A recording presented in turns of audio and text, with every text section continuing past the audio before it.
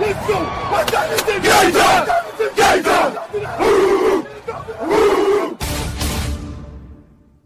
It's gonna be a football game tonight now. No doubt. It's gonna be a football game here. Okay. I done been here before. All right, let's go, baby.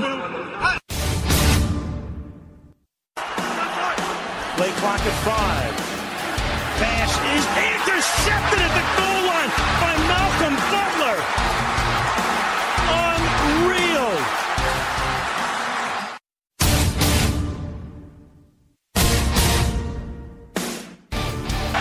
And the Ohio State Buckeyes are the first national champions of the playoff era.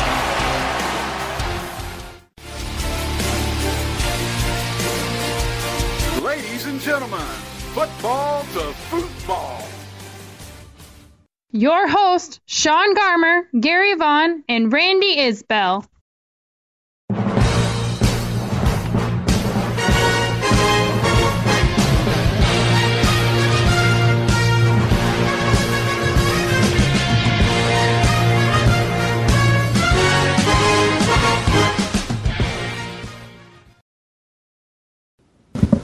Oh yes, the sweet sound of hearing actual football music, because we're talking some actual football games today.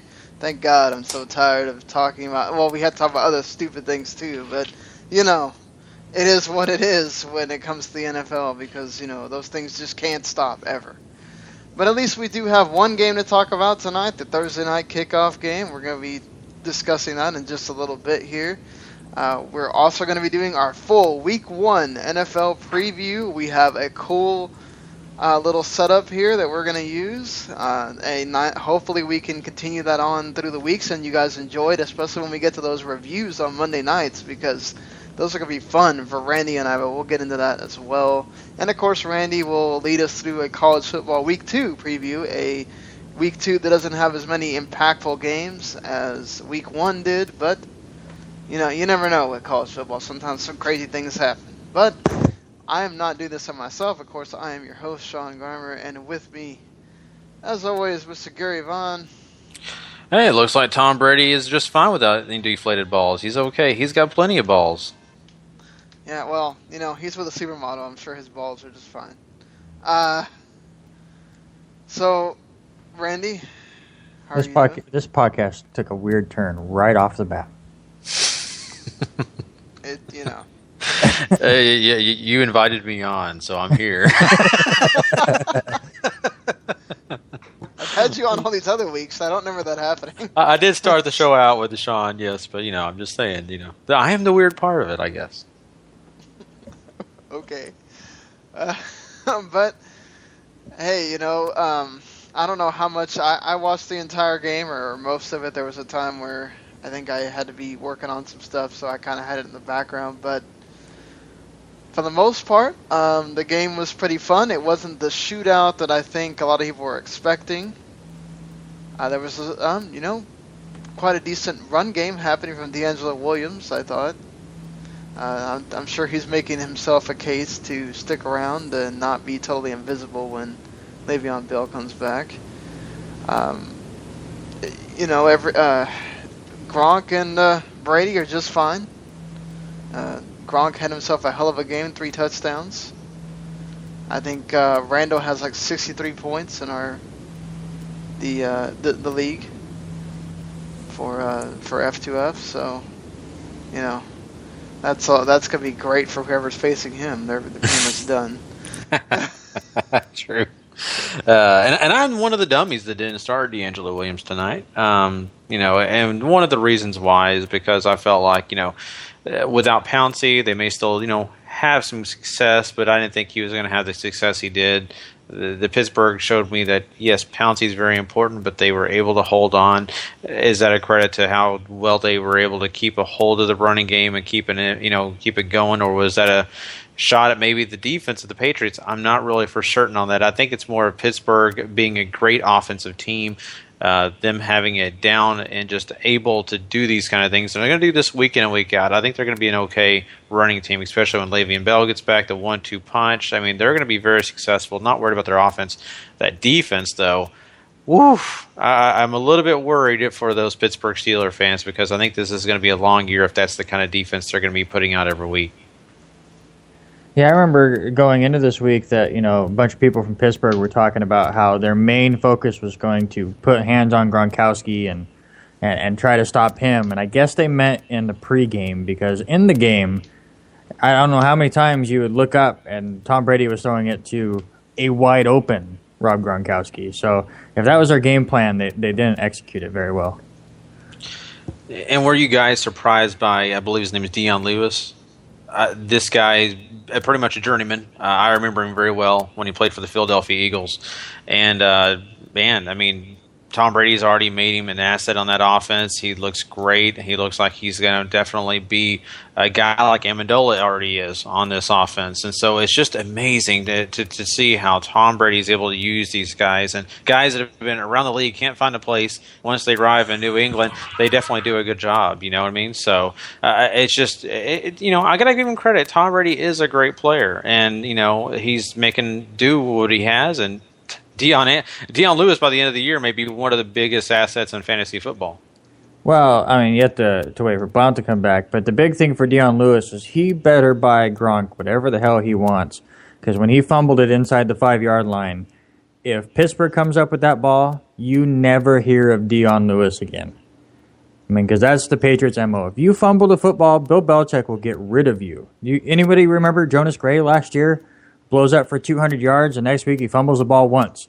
Never heard from again. So Dion Lewis, the Dolphins practice squad right now. Yeah. So Dion needs to thank Gronk for saving his butt on that fumble. But no, he looked good. The entire New England offense looked great, of course. I did like how Pittsburgh looked. They definitely did not miss Le'Veon Bell that much. D'Angelo Williams looked awesome. The offensive line was okay. I think actually their biggest key loss turned out to be Martavius Bryant. If they could have had just that one extra tall wide receiver to kind of stretch the field even more, I think they could have really found extra holes in the Patriots defense and turned some of those missed field goal attempts into touchdowns and made this a whole different game. But I think his suspension really hurt them more than the Bell suspension. I think definitely that was the key to the game for me, was that all the missed opportunities between penalties killing them. I don't know how many times I counted that they just had penalties and dumb plays like was it Hayward Bay that sat there in the clearly out of bounds. It just I was floored at some of the dumb play call decisions that Pittsburgh was making, some of the just mental mistakes that were happening constantly. It seemed like every time they were getting moving, penalty would kill it early, and then that's when the Patriots took advantage, and then all of a sudden Pittsburgh was able to kind of come back and they got that nice goal line touchdown and everything. But and let's not forget that last touchdown was a consolation touchdown. Really should have counted, honestly. No.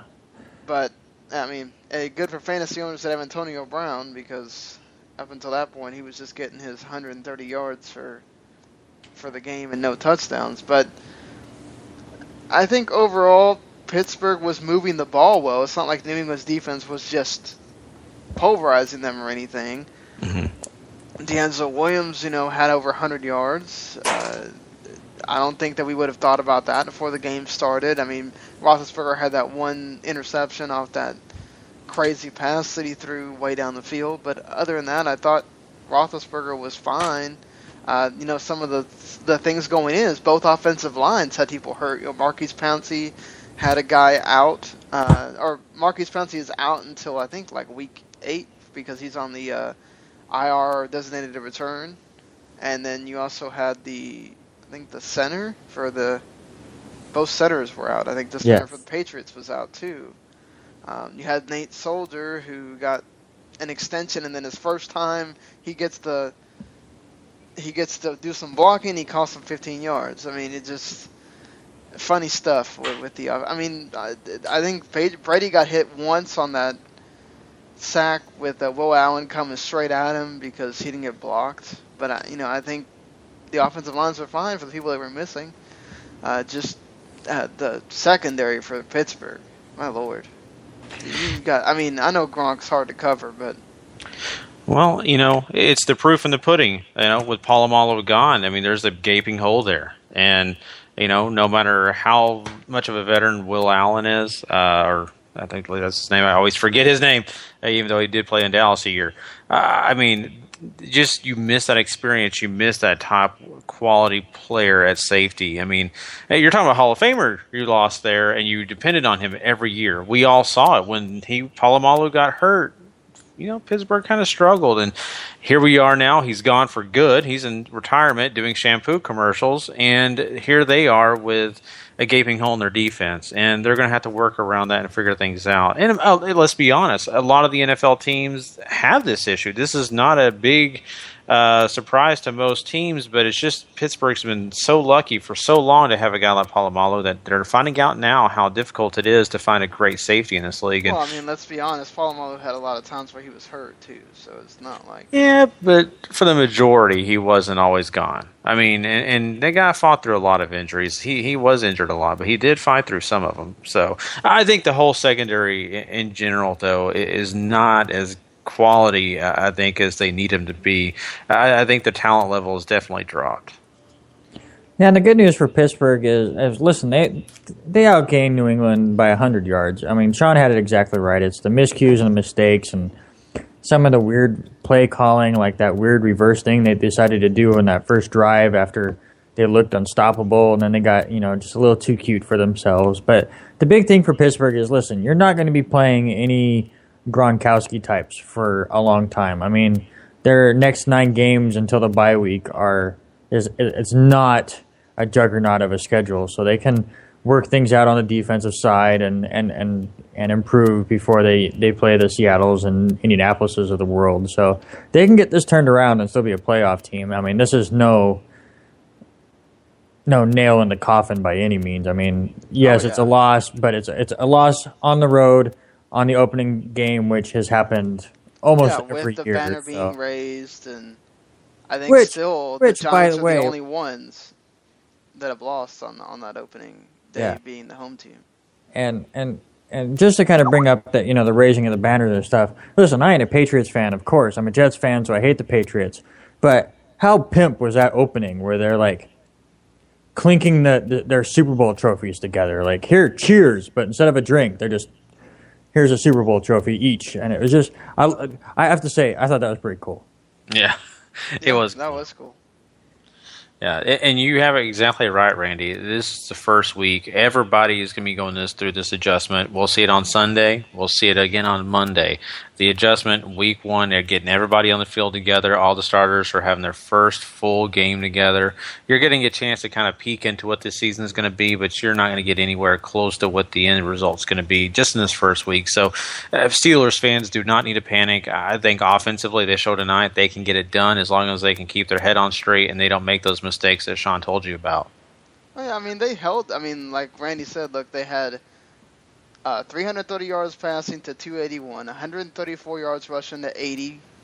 The penalties is what hurt them, but it wasn't a big discrepancy over the Patriots. They had almost a clear, I want to say, like 6 minutes of possession time over the Patriots. They had that one turnover, but they were winning in a lot of the statistical categories. Yeah, Scobie is definitely part of the pun, kicking himself. Seriously, this is a guy that always hit for the Jags. And he hit like 60-yarders. So I didn't understand. Maybe nerves? I don't know. Maybe, he needs to buy, gallons of the Florida water. Maybe that was what it was. He may need to get some tap water from Florida. I wouldn't touch the Florida water. Something's going on there. Scobie is a great veteran, and it's a surprise to me that he had so many miscues here. But to each his own. New field to play on. So maybe the Patriots overinflated the kicking ball stuff. Nope. There you go. Oh, so are we gonna make a big deal about the whole Patriots broadcast being heard inside the Steelers headsets? Because my God, all they could talk about on the news before I turned it off was, oh, this is a story. We all need to talk about it. Like the Patriots are cheating again. Oh, of course they will. They're going to blow this out of proportion like they do everything with the Patriots. It's whatever. I mean, that's not costing you the game. Yeah, but you have something to say here, Brandon? Well, I was hoping Glenn was going to be on because I was going to see how he liked how Brady to Gronk went today. But, yeah, if you guys aren't part of the group or whatnot, we've got a little fantasy league, and I'm facing Glenn, and I've got both Brady and Gronkowski on my team, and needless to say, they went on a tear tonight. But, yeah, I mean, this game was pretty much what I expected. I actually expected it to be a little closer than it was. But, I mean, with how everyone was talking about with Brady and with the whole Deflategate and everything, and Brady really wanting to stick it to the NFL, I saw this coming. I saw them just going on a tear, and the Patriots are definitely very, very dangerous this year. That's for sure. Yeah, and also, Brandon, you can thank me. I made the trade with you to get. Oh yes, yes. Thank you very much, Gary, for giving me the double duty there. Yes. No, that's awesome. I'm happy for you, and I'm glad I got a good receiver out of it. I needed that. Yeah, hey, it worked for both of us. Exactly. But I don't think you're putting up 62 points in one game. That's true. I agree. That's pretty serious business. So, but I think it's awesome that Brady had an outcoming like this and just shoving it in Goodell's face. Even though I'm more on Goodell's side, I think it is kind of funny because once again I told everybody he's going to shove it in their face. People were picking Pittsburgh left and right. I'm like, you guys have to understand this guy's on a mission. It's not a mission just for the Patriots. It's a mission for Tom Brady. So, specifically Tom Brady. Mm-hmm. Yeah. The one other thing I loved, and Sean, you mentioned it on the group, how the Patriots fans in the fourth quarter were doing a little WWE type chanting, calling out Goodell. Yeah, where's Roger? That was funny. I quite enjoyed that for a second. I wondered what I was watching. I bet that judge enjoyed that luxury suite with champagne raining upon his head. Oh, yes, I'm sure. Nice. So, no, it was a great game. I mean, the score really, to me, didn't indicate what the the score didn't tell us what the game was about. Let's just be honest. The Patriots did pretty much handle business. The Pittsburgh Steelers moved the ball; they did fine. But to me, this game was all about the Patriots. So, and I, despite what everyone was saying about the Patriots' defense, I was impressed with them because, I mean, yes, they allowed a lot of yards and whatnot, but they had a very much bend but don't break type of attitude, especially when it was earlier on in the game when it was a closer game. They allowed only like 3 field goals. I mean, they also got lucky because Josh Scobie is just god awful, and but I mean, I don't think he's god awful. He just had bad nights there. I mean, I will say it was came back and hit 2 field goals. So it was raining there, so I mean it was. And Ben Roethlisberger got the first 2-point conversion of the year. So. Oh yes, he did. Surprised that. What do you guys think on that? I don't think I wasn't on any of the previews or anything, so I didn't get to ask you about that. Do you think that there are going to be more 2-point conversions this year because of the rule change, or do you think it'll be about the same? I think it adds a lot more strategy to it. They'll probably, when the end of the year comes out, there will be more 2-point conversions, but I'm sure 80% of those are going to be from the Eagles. I think. Mm-hmm. If there's one team that you're going to go, well, they're going for 2 all the time. That's going to be Chip Kelly. But I like the strategy.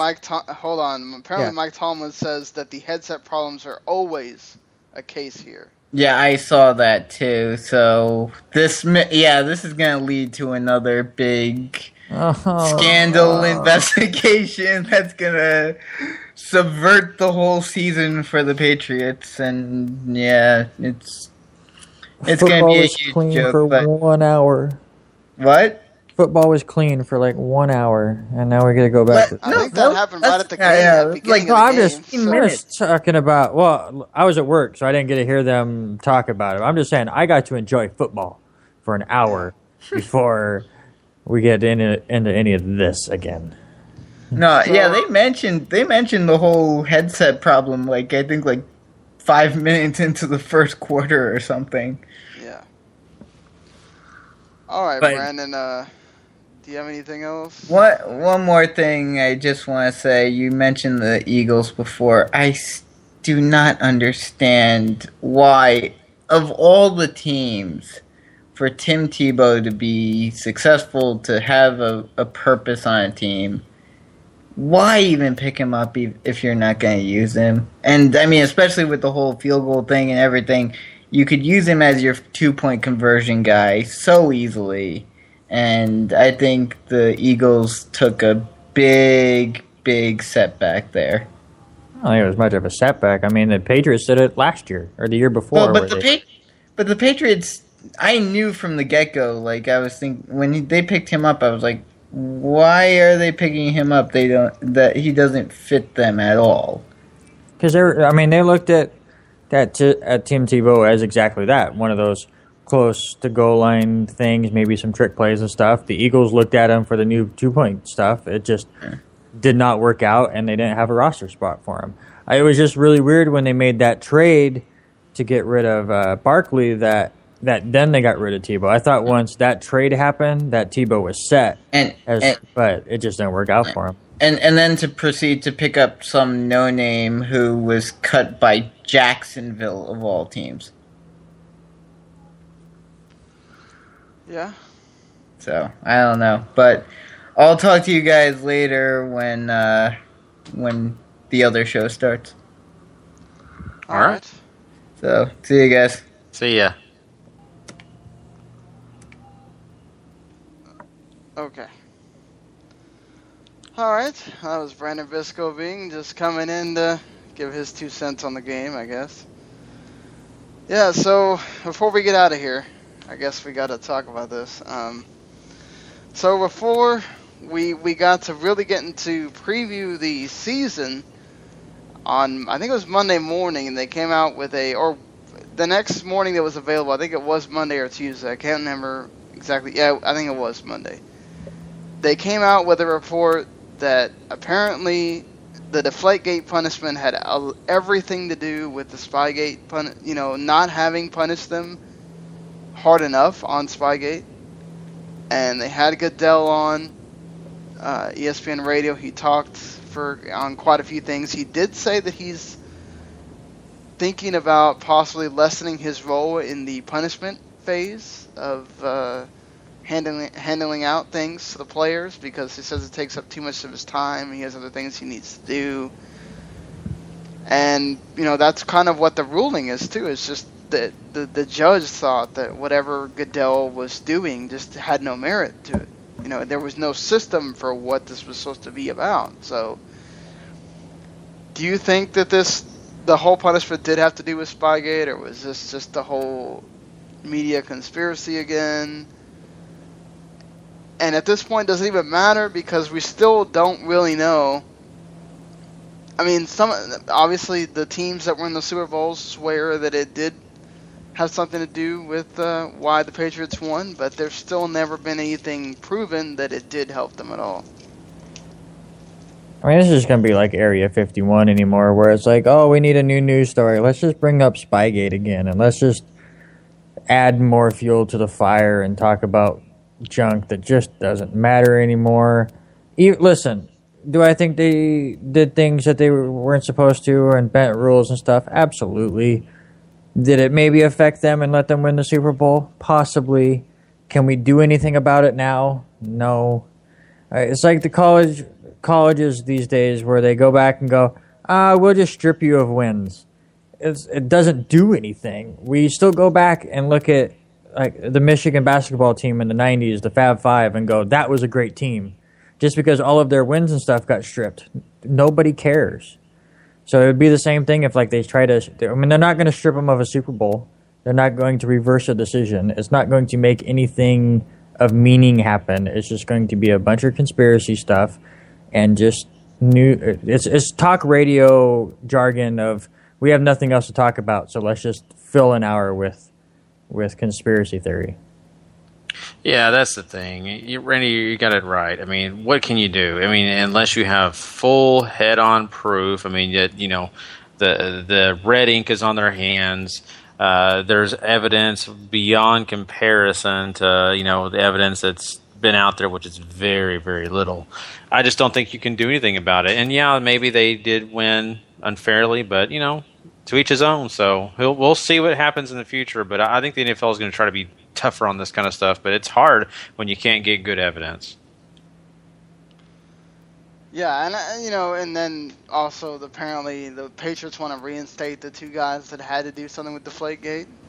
The guy that called himself the Deflator, and then Jim McNally or whatever, or John Yastrzemski and Jim McNally, the guys that had the text back and forth and all that. Which the only reason they're doing is because the NFL told them they had to ask for permission and let them go back to work. So then Goodell says that he swears that they had nothing to do with getting them suspended in the first place. So just too many loose ends here going on with Goodell and the Patriots and all this stuff. Honestly, at this point, who cares? I don't want to keep talking about the same thing that we've talked about plenty of times. Let's focus on the game and not necessarily what happened months ago and all this stuff. So let's do that. I mean, we have a nice little template that we're going to be using here. But before we get to these, I guess we're going to get to them because I completely just botched the fact that I needed to have this thing ready, and I don't know why, because of all the stuff that we had going on today. I completely just forgot that I had to do this part. But, it is what it is. At least Randy got his cable back on, so. Yeah, very important. It's interesting when we were talking about, the game tonight, and I mentioned fantasy plenty of times in this, and fantasy football is such an integral part of the game now, and everybody's playing it. Well, for the most part, it just enhances the game for a lot of people, and it makes the game so much more fun. They even made a sort of mention to it. I think Al Michaels mentioned, he's like, well, those are the people that'll be sitting here still watching with 2 seconds left, or something like that. Because the fantasy is what's important to them. So, even though, what's so funny is all these people that go on and they bash fantasy football, but then in the same instance, they're sitting there trying to make money off of it. Or they're trying to make a big deal out of making the, people made a bit, I wanted to get your thoughts on this. I guess this should have been done in the college football section, but a lot of people made a big deal, especially the Big 12 made a huge deal about ESPN last week picking against the spread and basically telling you but not telling you what you should bet for without saying the word bet. And some of the analysts even felt very uncomfortable. I could see Desmond Howard on game day was not very happy doing this. But how do you feel about, and I saw ESPN using, DraftKings, which I'm about to talk about here in a little bit. How do you feel about all this? Is it again ESPN just, they're so desperate for new fans that they're trying to go to anything? Or is there really a point to this? But this isn't anything new because I know less people watch it, but Fox Sports does this all the time. I mean, when Fox Sports 1 got started, they had sections about betting and gambling and this against the spread, and this was the sure bet of the weekend, and bet on this NASCAR guy or this football and this and that. Gambling is just now a part of society especially in sports, especially with things like DraftKings and things like that, which are giving you different options to go about. And guys like Bill Simmons on his podcast always talking about the spread and all these different things. It's become such a cultural thing that even though it's not as accessible as some gamblers would like, it's out there. And ESPN, I think, just finally has gone, okay, people talk about it anyway, so let's just look at it in that perspective.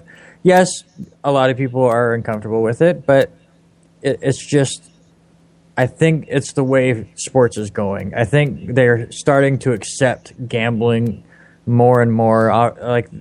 Silver from the NBA has talked about wanting it to be legal and that kind of stuff. So this is just another step forward in just the way society's been going. Yeah. Go ahead. Oh, I'm sorry. I mean, I don't know. I don't understand it in the first place. In a way, I do. In a way, I don't. I mean, I understand if you're a former athlete, you definitely don't want to be talking about gambling unless you're retired, and which, Howard is. And a lot of those guys commentating are definitely retired. They're not still in the game. So, I mean, I can understand, old habits die hard, and you don't want to mention any kind of betting or anything, but this is normal. This is nothing new. People have been doing this forever, even when they're not supposed to, kind of like Prohibition. It didn't mean that alcohol disappeared. There was still alcohol out there. People just did it. People making alcohol. Yeah, exactly. In the same way goes the sports. If gambling has always been around, even if it's just in someone's living room, they're doing it. They're betting on it, and just it's the way the world works. And so now it's just more prevalent, just like a lot of the things in our society. I won't get on social commentary here, but a lot of things in our society have enhanced and changed, and now a lot of things that we would have not seen 10 years ago are in our face now. Yeah, I'm Sean, I want to get your thoughts on this, and it's kind of why I think it's such a big deal now. Do you think it's just because it's college football and it just feels wrong to put the spread and stuff on like 18, 19-year-olds? It's a little different. Part of it is I think why Desmond Howard felt, is it Desmond? Yeah. He felt weird is because, again, we have all this controversy with, the NCAA. You don't want to pay the players, all the stuff. You don't want to make it a business. You don't want to make it anything else. So all of a sudden you're going to tell people that it's okay to bet on these players that are not only young players, but they're also not being paid. They're not professional. So, you're also telling, kids that are in the college itself that are watching this, hey, go bet on your team or don't bet on your team or whatever. They don't want this culture pervading in their schools. They don't want the culture pervading into the players' minds or whatever because, we can't sit there and the players can say all they want about the fantasy doesn't matter and all this stuff, but, it does eventually. They respond to it on Twitter. They say things about it. Mm-hmm. I mean, so whether it affects them on the field or not, whether they think about it or not, it's there. So. Well, my argument has always been, though, has it not always been there? It's just not in your face like it is now. I think players have been betting on themselves for a long time. I don't think that, they want to be caught, but they've been doing it for a long time. I don't know about betting on themselves, but they've been trying to... Or betting on other games. I guarantee you could poll players from 1980-something, 70-something. Admittedly bet on other things? Oh, sure. Oh, yeah. These people are human. They're not robots. They do these kind of things, and I know it's not right. Especially when you have money to blow. Exactly. Even college players. I would not be surprised if there's a lot of players out there that, they may not have a ton of money because they're not getting paid to be for honest, playing. But if you're college players and you're looking for a way to make money without having to actually do a lot of work because you're already doing a lot of work in school and on the field, that's a way to do it. But what we're talking about here is it's almost like they want to keep it down on the low. They want to keep it real low key. They don't want it out there because if you shine a light on it bright, then you're shining a light on them bright, and they don't want that. Well, hopefully we don't get yelled at here, but let's kind of change gears a little bit. Let's go to something that maybe it involves money but has nothing to do with betting, even though have you seen the commercials for DraftKings now? I mean, good Lord, it's a serious thing. Those commercials make you feel like, you need to be biting your nails, and it's the end of the line if you don't win. I mean, it's a huge deal, obviously, winning the money that they're putting into this thing now. But what do you think about when you see those? Like, it makes you think about fantasy football differently, doesn't it? No, because that's exactly how I react. I mean, especially like, well, just take it the fantasy football route. Like, say you're in the playoffs and you're playing against your buddy, and it's come down to Sunday Night Football. I remember last year or 2 years ago in the playoffs, it came down to me and a buddy. It was like the first round of the playoffs, and we both put up just ridiculous numbers, and it came down to Sunday Night Football, and it was like, I think I had Alshon Jeffrey on my team and Josh McCown because he was in there for Jay Cutler. And so I started both of them, and like right at the end of the half, they connect for 2 touchdowns, and all of a sudden I'm right there, and I just need like 60 yards. And just that whole watching the second half is ridiculous. And that's what I like about DraftKings. I haven't been able to mess around with it in football yet, but I've played a little bit of baseball, and just look like getting into a tournament and watching you move up or down these standings and the way they present it and stuff. It is very exhilarating to every at bat means something. It's not just you versus one person. You can do it you versus 10,000 people. So now every at bat your standings just change constantly. So if you're really into that kind of stuff, sites like DraftKings are just perfect, and it gets you amped up for every single play. Yeah, definitely. I totally agree. And, I'll tell you a story of mine. I remember playing a game where I was going to win a championship finally in one of my fantasy football leagues, and Michael Vick fell down 1 yard short of me winning that championship. If he would have ran one more yard, fell forward another yard, I win my championship. So DraftKings is perfect because guess what? I can have a starting lineup in one, and I can have another starting lineup, and I don't have to worry about that 1 yard. I have the opportunity to win a bunch of money on another team that I've made, and it's exciting. I'm not stuck with just one team. I'm not stuck with the same lineups every week. So that's what's exciting about DraftKings. Well, thank you, Gary. You're such a great person to give me this wonderful segue into talking about how DraftKings can get you to win some big moolah. Your season-long fantasy football lineup is locked in and ready for action, but you don't have to wait until Week 16 to get paid. Put your fantasy skills to the test starting Sunday at DraftKings.com, America's favorite one-week fantasy football site, where you could kick the season off by winning $2 million. It's the biggest fantasy football contest ever. $10 million in prizes are up for grabs, including $2 million for first place and $1 million for second. 1 week fantasy means no season-long commitments, as Gary already told you about. It's fantasy football pretty much on demand. Play where you want, when you want, and you get to pick those players that you want. You set your lineup, and you do what you do, waiting on Sunday to figure out who's going to win. You turn your love of football into a life-changing payday. This isn't fantasy as usual. This is DraftKings. Welcome to the big time. Hurry to DraftKings.com now. Use promo code Spreaker to play for free for a shot at part of $10 million in Sunday's Millionaire Maker event. Enter Spreaker for free entry now, only at DraftKings.com. That's DraftKings.com.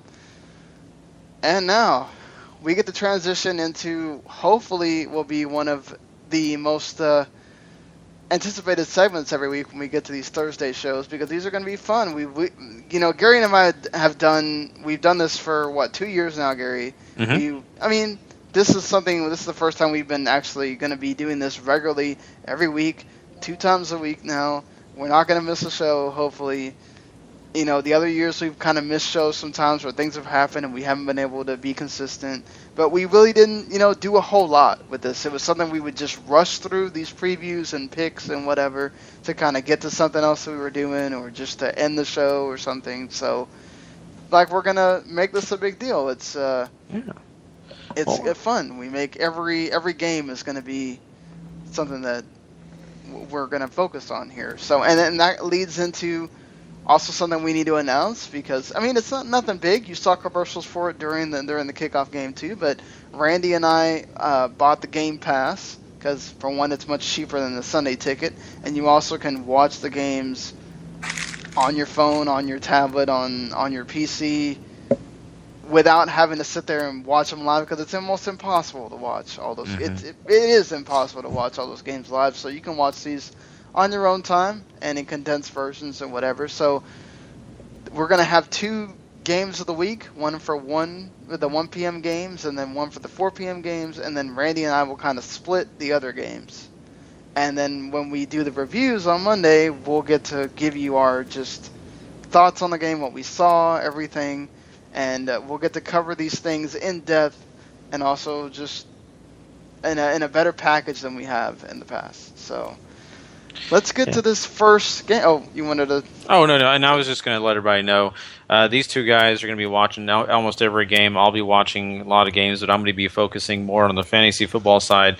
So we want to let everybody know, hey, if you're interested in getting your lineup set early, we're going to help you out. So by Tuesday, you are going to have the information you need to know. Just, put Futbol to Futbol on, and you're going to have fantasy information along with the great information these guys are going to spill with you. We're going to give you a heads up and some key things that happen in the weekend's games. We're also going to kind of give you a heads up on maybe some guys you should go ahead and pick up on that waiver wire. So there you go. Yeah, Gary's going to be our fantasy specialist on the show. So, when Gary's sitting there telling you about all these championships he won, then we're in the right place. So, hey, one of us could win, and then, we'll get some prize that we don't know about yet. Who knows? There you go. So, getting to this first game, which is the oldest rivalry in the NFL, pretty much, the Green Bay at the Chicago Bears. It's our 1 p.m. game of the week. We do know that Randall Cobb is a little banged up still. His status is he's obviously still going to play, but he's not 100%. Do you think this is going to affect either the way where Aaron Rodgers throws the ball or the way the Packers are going to play in this game? Or do you think he'll be fine, adrenaline will be going, and Randall Cobb will just play at his best when we get to that game on Sunday? I think he won't be, the old Randall Cobb where he's going to go out there and catch everything around. And obviously, with them losing Jordy Nelson, you were thinking Cobb was going to get more looks and stuff, and now some of those looks will probably go to the Devontae Adams types, and it'll get spread around a little bit more. James Jones coming back will definitely help, fill the role that is being missed. But as far as the way the Packers play, it's not going to change anything. The Packers love playing the Bears lately, especially Jay Cutler. I mean, Cutler's lost his last 8 games that he's played against the Packers. He's only 1-11 against them lifetime. So I don't think the Packers themselves are that worried about it. But as far as like Gary said, fantasy wise, it's I have Cobb in a couple teams, so I'm kind of curious how he's going to perform, but I think he'll be all right. Yeah, I agree. We're going to have a chance to see how injured he really is because of the fact that they're not going to give you all the details. They're not going to give you all the information. But I'm in agreement with Randy here. You're going to see him on the field. You're going to see him be a distraction. But I think that's exactly what he's going to be. He's going to be a distraction. They'll give him the ball, but I'm not sold that they're going to be giving the ball a whole lot. I think Aaron Rodgers is going to do his diligence to protect him, to make sure he's not put in bad situations while he's on the field because they want him healthy. That's their number one guy. Remember, Jordy Nelson not being there is a big hit, and if they lose Randall Cobb too, you're talking about a great offense going to about a very average offense. And I don't mean to downplay any of these other players, Adams, Jones, any of those other receivers on this team, but let's just be honest, they're not up to the quality of guys like Cobb and Nelson are. So I think that you need to be very careful, and especially if you're playing with Cobb this week, which I am, you have to keep your sights at about a medium range when you're talking about using this guy. I would agree. I think Randall Cobb will be fine when it comes to playing the game. The Bears are, let's say, they're not the Bears of years past. And not to mention Aaron Rodgers has a field day when he comes to play the Bears. Jay Cutler, on the other hand, is usually terrible against the Packers. So that's what leads me to our first little game here. Fact or fiction, Jay Cutler will have more interceptions and touchdowns in this game. Oh, I'm going fact on that one.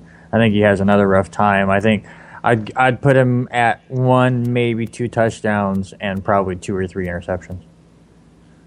I'll go fact as well. I may even expect lower than that. I may see 1 or 2 interceptions and maybe only 1 touchdown at the most.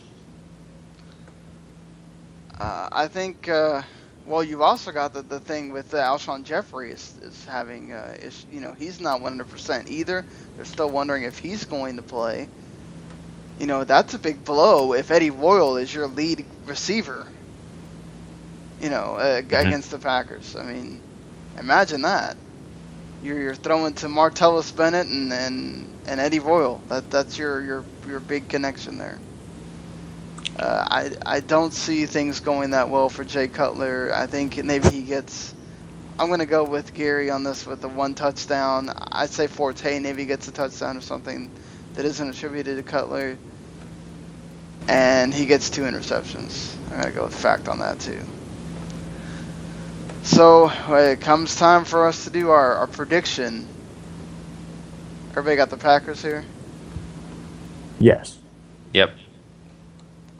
All right. Well, we'll go with the Packers. The score? What do you think?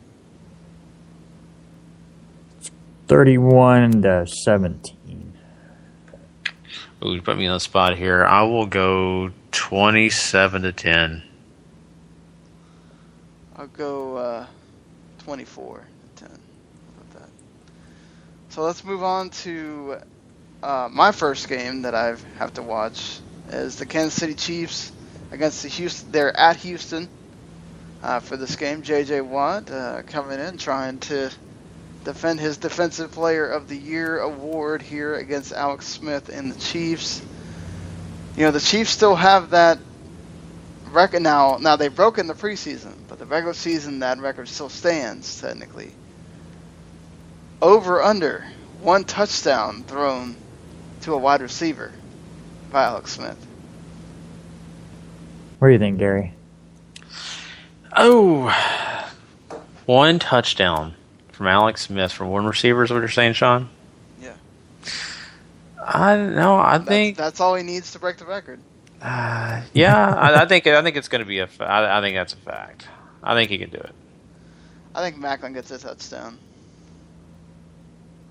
Yeah, me too. I would say over. I think he gets 2. 1 to Macklin and somewhere else. Mm-hmm. Yeah, So well, whoever Kelsey. the other receiver is. Yeah, well, Kelsey's a tight end, so he doesn't count. Yeah, he doesn't count. Okay, yeah, it has to be receiver. Okay, I get you. Receiver. Man, well, they got some other guys on that roster they can do, but you're right. 1 to Macklin, 1 to Chris Conley of all people. Yeah. There you go.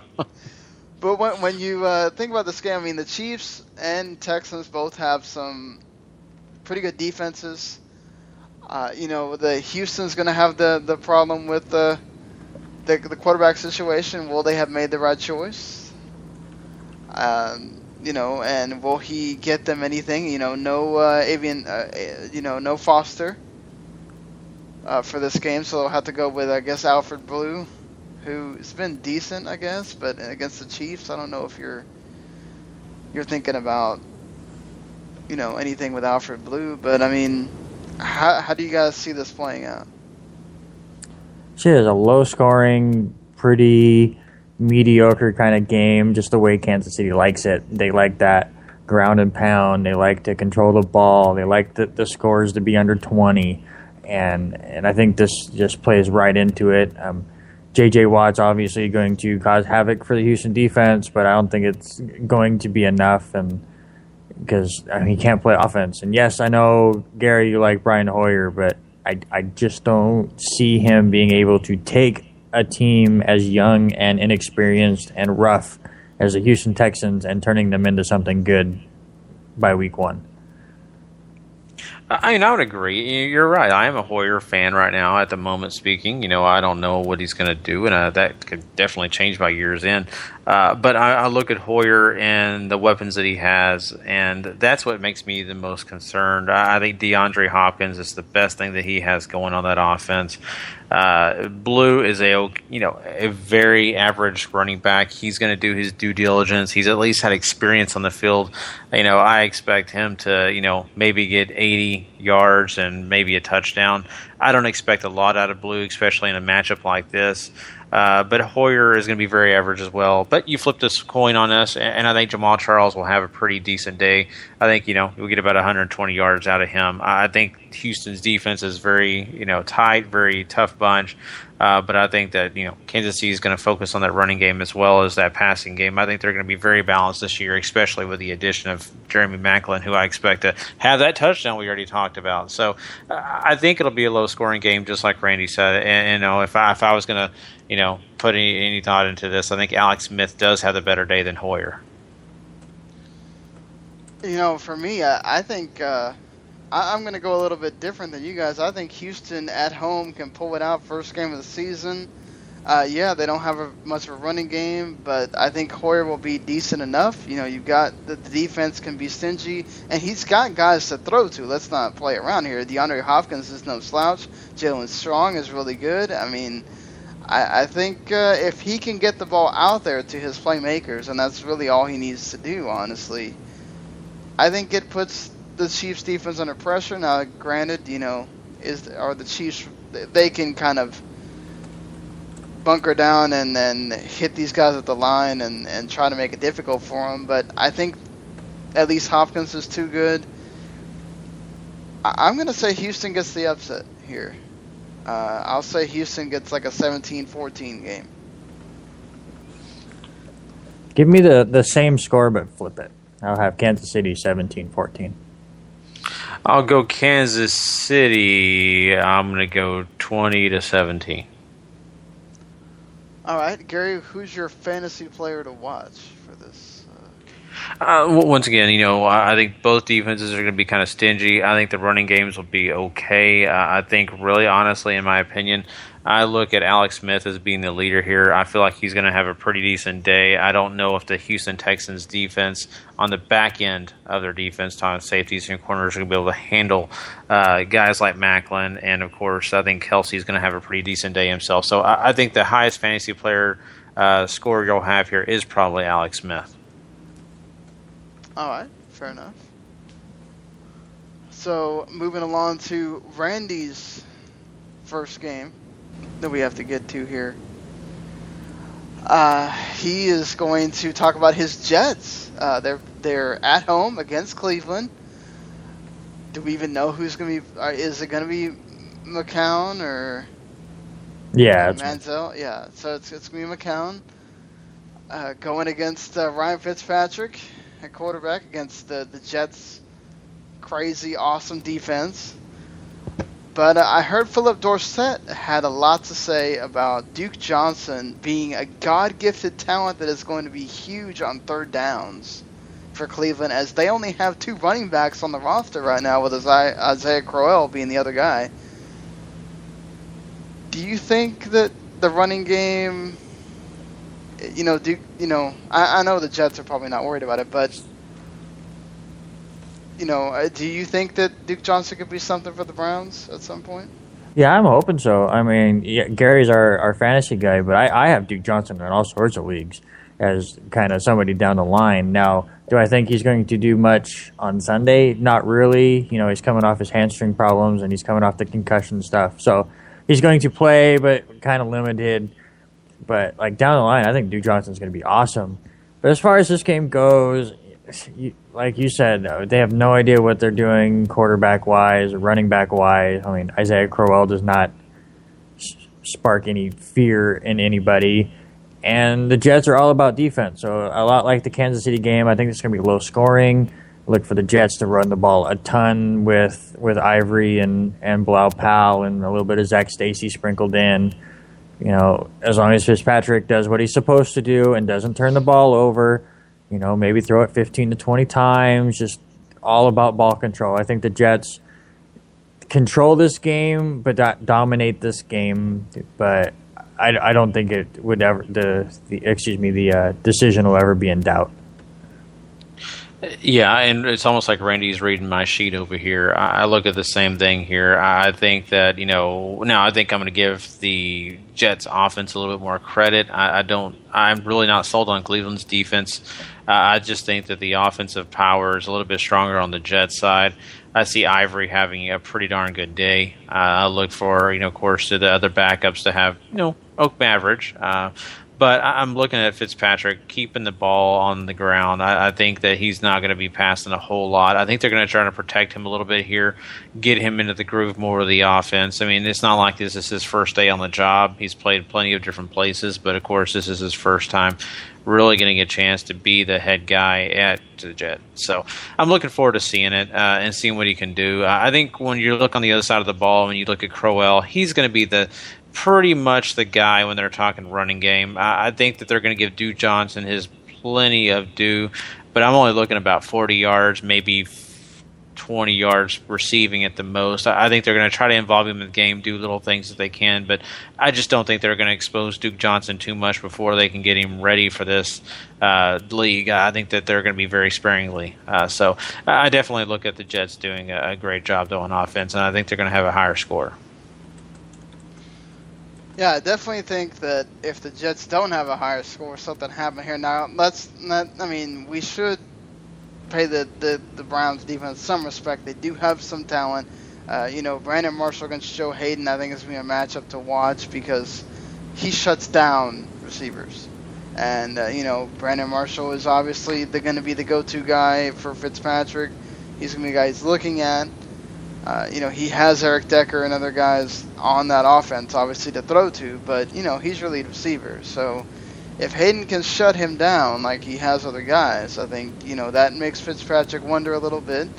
But you've also got to stop this running game with Ivory and, the other running backs so they can come in for a change of pace. So is McCown going to stand up to the test of this defense? I don't know about that. That's where I draw the line. I don't think McCown's good enough.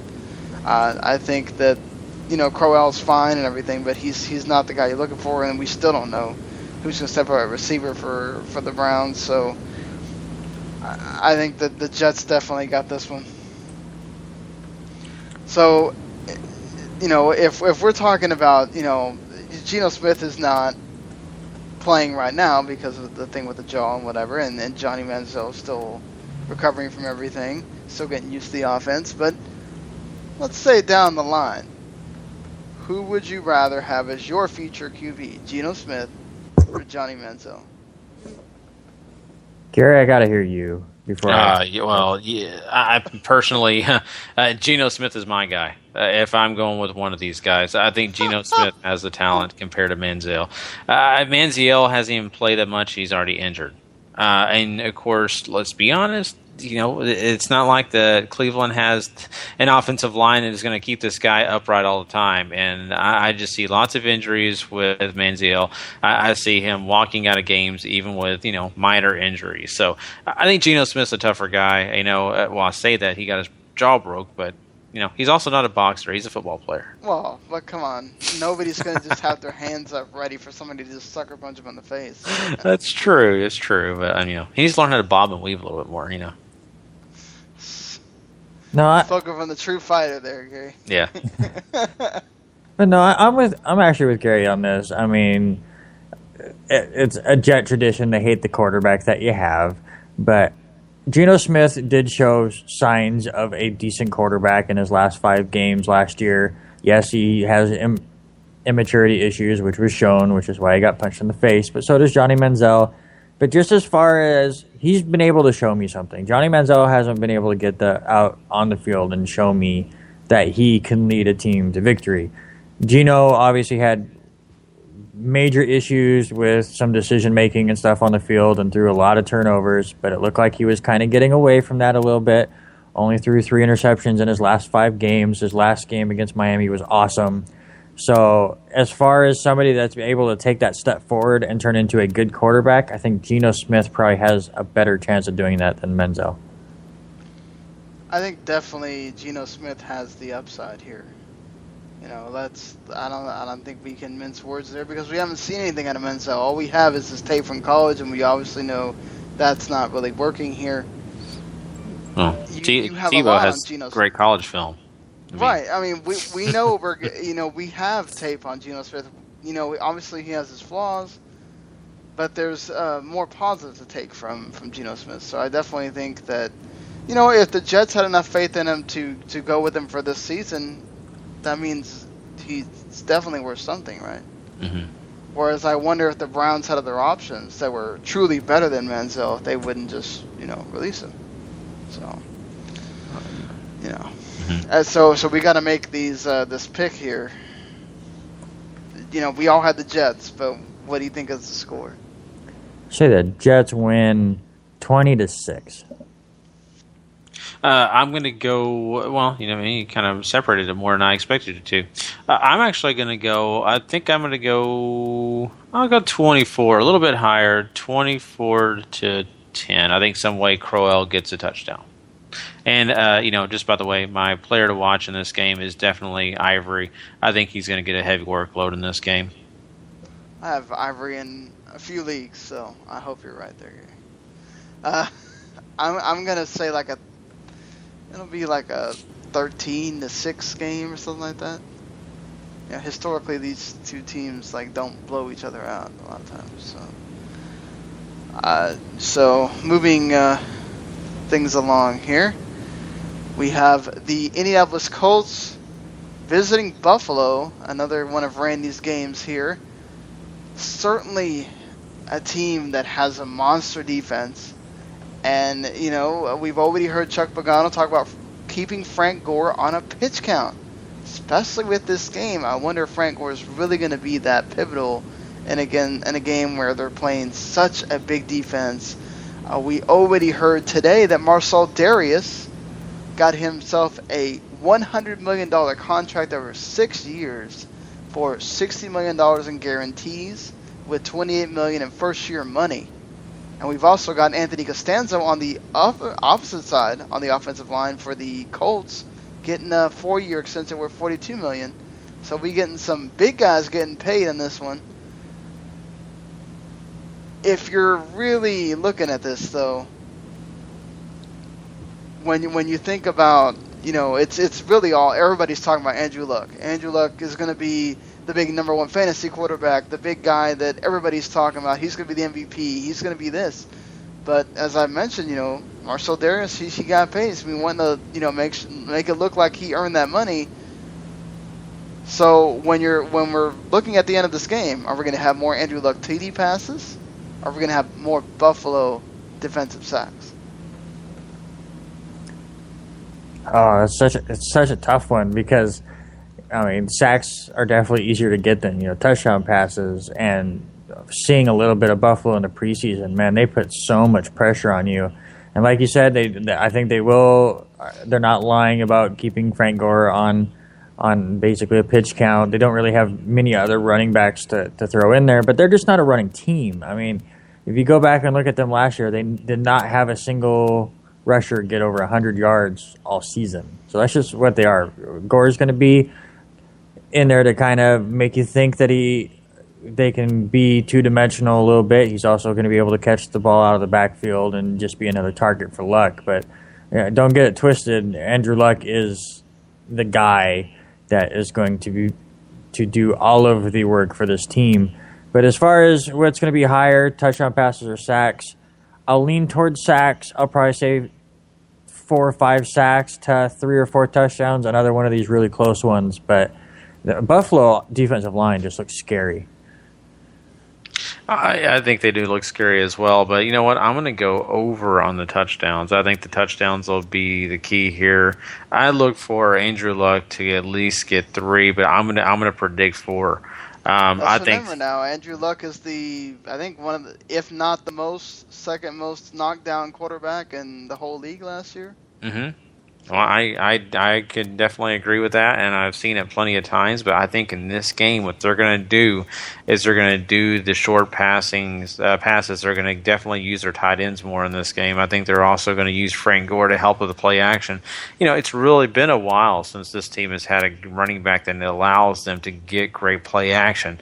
Most teams just focus on Andrew Luck. You don't have to worry about the running game as much because it's secondary. But now, with Frank Gore in there, he's another weapon for them to worry about. And I think that the receivers that they have on this team, especially when you got Andre Johnson over there who can get slants over the middle, he's a great possession receiver. I just think we're going to see a different side of the Colts offense here. And I think that, short passes, slants, of course, screens are going to definitely help Andrew Luck in this one. So no matter what, I think that they're going to get tons of pressure on him, but I still think that, the sacks are going to be a little bit less than the touchdowns. I'm going to cheat a little bit and go even. I'm going to say we get 4 touchdowns and 4 sacks for each person here. I think, Marshall there is going to want to come in. Let's not, that defensive line is scary, dangerous. I mean, and I don't know that offensive line is going to be able to protect Luck like that. I mean, he can run around. He can certainly find the players to throw to. Frank Gore is also a good back that can get out and catch balls as far as receiving as well. So, I mean, whether you have him or someone else, and you definitely have the deep threat in T.Y. Hilton. Andre Johnson is going to add so much to this team as far as another threat that I think even in Reggie Wayne that Andrew Luck didn't have. So, I mean, that's going to be interesting to see, especially with all the other the other receivers that he's grown accustomed to having, just like Peyton had in his many years. So, this is going to be a fun game to watch. Definitely I think Randy's got a nice little barn burner to watch for one of his 1 o'clock games here. So, well, what's that prediction? What do you think is going to be the end game here? I think it says. Oh, go ahead, Gary. Oh, I'm sorry. I didn't want to cut you off. No, I'll go ahead and go first just so I'm not just riding on the coattails of Randy here. I'm going to go ahead and predict. I think the score is going to be in the range of 31, and I'll say 28 for the Buffalo Bills. I think they're both going to have chances to get some great offense going. I think we haven't really talked a whole lot about what Buffalo is going to be doing on offense, but I think that they're going to find a way to make things happen in this game. LaShawn McCoy is, injured. He's, going to be a guy that you really can't count on full time. But I think, with, that situation being said, I think Tyrod Taylor is a kid that people may be underestimating here. I think he does have the ability to burn offenses. I think he does have a lot of key weapons that will help him do that. I think they'll find a way to win. And I'm not giving all the touchdowns to the offense. I think the defense could actually score a touchdown here, maybe an interception or a fumble recovery. So I'm going to go ahead and give it to that range. And my player to watch, of course, has to be Andrew Luck still. Even if he got sacked 6 times, I think this kid's going to have a great day. Yeah, it's funny, Gary. You went first, and I thought you were going to hit my score right on the head. I actually have the Colts 31-20. Kind of the same points that Gary made where I think both offenses are going to go well. I think McCoy, even though a little banged up, is going to be a dynamic player to watch. But really it comes down to how Tyrod Taylor does for this offense. I'm with Gary where I think one of these touchdowns for the Colts will come on the defensive side. I think he makes a few too many mistakes. So a close game in the first half could open up a little bit with the inexperience of Tyrod Taylor against a team with Luck and Johnson and Gore and all that. So I think the Colts pull away late.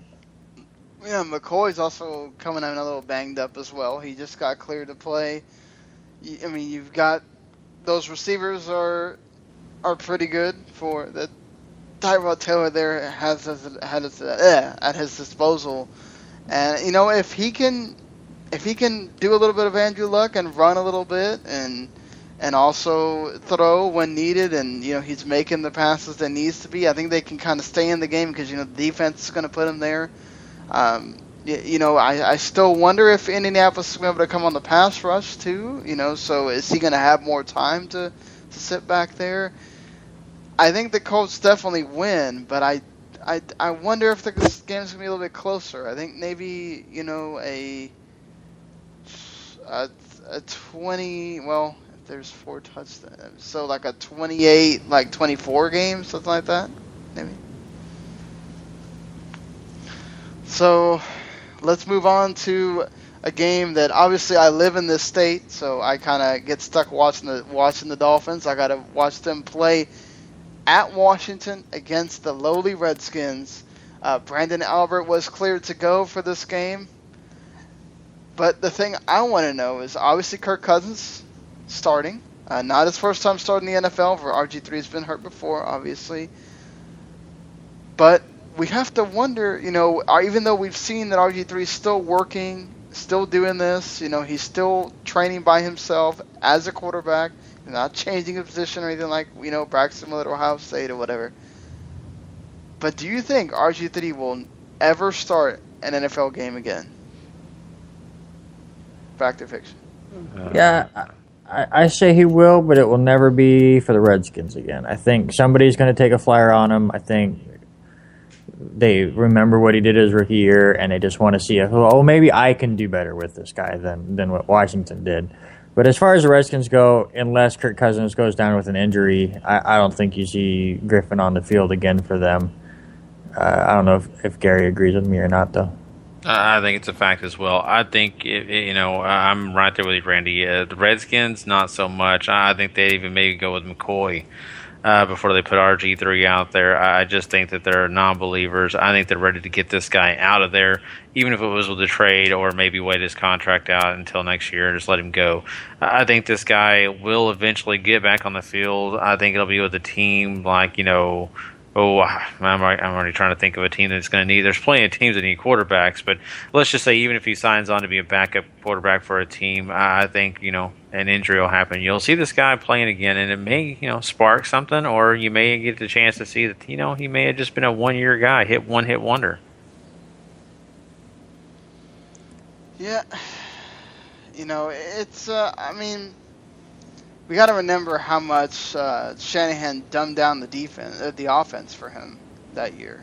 Mm-hmm. Like he was growing in the offense as it went along, and it was also he was fresh then. Him running around and doing all the stuff he was doing, and that was new for everybody. That was something that they hadn't dealt with before, really, because it was the speed and the way that he did it, the times that he could just take off and you weren't expecting it. Then all of a sudden he gets that ACL injury, and it's like, okay, this is definitely affecting him now. And I don't think he can be the same player anymore. And he's not this pocket passer guy that it's really affecting. It's easy for him to just sit back there and not be able to move around. He's not able to just take off when he wants to anymore. So I think somebody will take him. But I think it's going to be like one of those projects that somebody's going to have to get injured, and he's going to have to be allowed to give in time to be a starter, and he's going to have to grow into the role and fit that offense too. Mm-hmm. The offense is going to have to fit to him instead of the other way around. Yeah, the weird thing is, everyone's calling this kind of a controversy in there. Like, this is the end of RG3. Him not losing the starting role here and being the backup could be the best thing that has ever happened to him. I mean, it gives his body basically an entire year to rest, which can make that knee better, give him more confidence in his body itself, and then let him go to another team fully healthy. And maybe that's what he needs. It's not to be second guessing about his knee all the time. So maybe just that extra year might actually help him. Yeah, I would agree. True. So let's move it along to another game that I have to cover. The Carolina Panthers. Well, we haven't even predicted this one yet. Oh, we haven't. That's right. So thank you for stopping me there. I'm going to say, Miami, they potentially have a group of receivers that could be killer if they're allowed to get roam and Tannehill can find them and whatever, especially once they get Devontae Parker back in. But, Javon Landry, I think, is going to be the major key for them in this offense. I think Greg Jennings is going to be a good veteran presence for them, too. Kenny Stills is going to be a great, just run down the field, get him the ball receiver. Then you got Lamar Miller, who I think is going to get better. I know Gary drafted him in a bunch of leagues or whatever, and I wasn't too high on him a year ago, but I think this year the offense is definitely set for him to improve. That defense, we know what they're going to bring. And with Kirk Cousins, I mean, he's not bad. I mean, he was decent when he had to start for RG3 before. But I think, having to face Sue and Cameron Wake, man, that's no joke on that D-line. And then they've got, I worry about them at linebacker, but they've got some veteran presence in the secondary. I think Miami's definitely got this, but, we were playing that sack game with Andrew Luck earlier. I wonder how many sacks Kirk Cousins is going to have to deal with. I'm going to say like a 24-3 game or something like that. I think Miami blows them out. Yeah, I'm actually right there with you about that same score. I'll make it 27-3 just to make it a little different. But yeah, I think the better game should be over under 5 minutes into the second quarter before the Boo Birds hit Washington. I mean, I think Miami completely dominates this entire game from start to finish. And I mean, Washington is in shambles right now, and Miami is one of those teams on the rise, and this is the perfect showcase game for them. I'm right there with you guys. I'm going to give the score 24-3, and I'm going with the Dolphins in this one. And I'm looking for guys like Lamar Miller to do what they do best, and that is to keep pace, to keep a rhythm going. And of course, that's going to set up Tannehill, and Tannehill is going to have a pretty darn good day. I think those receivers are going to shine, whether it be Landry or any of the other guys. I think really Tannehill is going to spread the ball out. I don't exactly see any certain receiver here catching an overabundance of passes or maybe even scoring touchdowns. I look for it to be pretty even spread out on this game, and I think the defense is the big key here. I just don't have any trust in the offense of the Redskins right now. I think they're going to be kind of a little bit, disheveled at times with a big defensive front that Miami's going to provide. So I just don't see the running game going anywhere. So I just say any fantasy owners, beware any Redskins players. If you're just looking for somebody, I mean, Pierre Garçon may kind of help you, maybe to wide receiver 3 or 4, but that's about the most. I wouldn't expect too much. Yeah.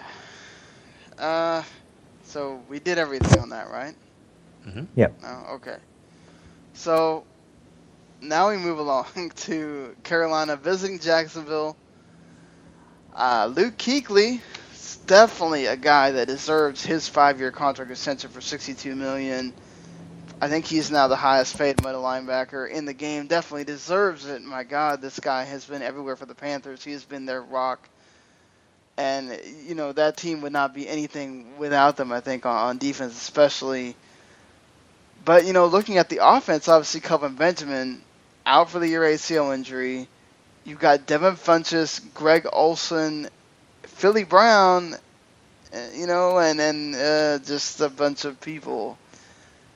So my question here is over under Cam Newton throws 2 touchdowns to a wide receiver, because we know he loves Greg Olsen. But now that he's got to deal with 2 guys he doesn't have a lot of familiar rapport with, No, I go the under here. I partially because, he doesn't have a ton of talent and stuff in the wide receiver core, and he loves Greg Olsen. But really, I think Jacksonville kind of takes control of this game and just doesn't really even make it close. I think they run away with it, and Cam Newton starts the start of a very difficult season for him.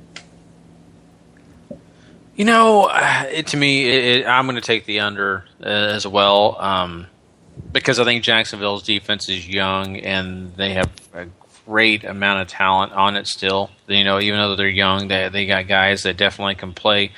And I'm looking forward to seeing, how they play against Cam Newton, just because he does, have the ability to run and get the ball out. But I don't see a whole lot out of that. I think they're going to get enough pressure on Cam Newton where he's not going to be able to get the ball deep. I don't think he's going to be able to get much going on, rhythm-wise. So I'm looking for Jonathan Stewart to have to be the guy that contributes a lot of this offense, and that kind of worries me as well, because he's never been known to be the lone guy, the guy that's going to be able to spread his wings and just be that solid back. I think he's an okay back. I just don't think he's going to be successful as a lot of people say he is. So I'm looking at this game and I'm going to say that it's going to be closer though. I think it'll be closer than what Randy's going with probably. So we'll see. I think that we're also looking at a Jacksonville offense that's young, but they're also very, very talented. Yeah, definitely the talent on Jacksonville as far as the receivers, young, and they got a lot of play last year, especially Alan Hearns and everybody saying that he was going to be this big thing. He's certainly able to become that. Is T.J. Yeldon going to be able to sit there and give them the carries that they need at running back?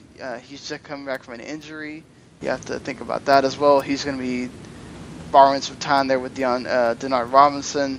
Is Blake Bortles going to be able to finally step up here? This is the big question, I think, for Jacksonville, is if Bortles can step up and be the quarterback that he seems to be in preseason, and then when he gets to playing in the regular season, he's a different QB. I wonder, though, that's a big deal. And we know what Cam Newton brings. We know he can still run. We know he can still be a danger factor there. And even though he doesn't have the receiver, I mean, look, before Kelvin Benjamin, he had the same problem, right? That year, I think that Steve Smith went down, he had that issue. And they still did decently. I mean, let's not forget, though, the Panthers' defense is nothing to snuff at either. So I think this is going to be a tight game. I think, Cam Newton can go on the road here, though, and win. I'm going to say like a 14-10 game, and I'll go under on that. He gets one. He doesn't get any touchdowns. He gets the one touchdown. He gets, I'll say, a defensive touchdown and a touchdown to Greg Olsen. So I think that covers it pretty much for that. I'll give a score real quick and the fantasy player to watch. I think my score for this game is going to be Jacksonville 17. I think we're going to look at a Carolina score of about 13. So I think that one touchdown, probably Cam Newton maybe having to run it in or something like that, or maybe Jonathan Stewart getting it in. But I don't see much success besides that. And I'll give the offensive player of this matchup. I'm going to go ahead and give it to Denard Robinson. I think that he's going to have a pretty okay day. Yeah, could be. He's definitely the faster guy. So, the Panthers defense, that's going to be rough go, though, I think. I think he's going to catch some passes. I think that's where the key is. If you're a PPR league, I think you watch out for that. That's why we rely on Gary here. He's thinking about all those leagues. Sometimes we all don't think about.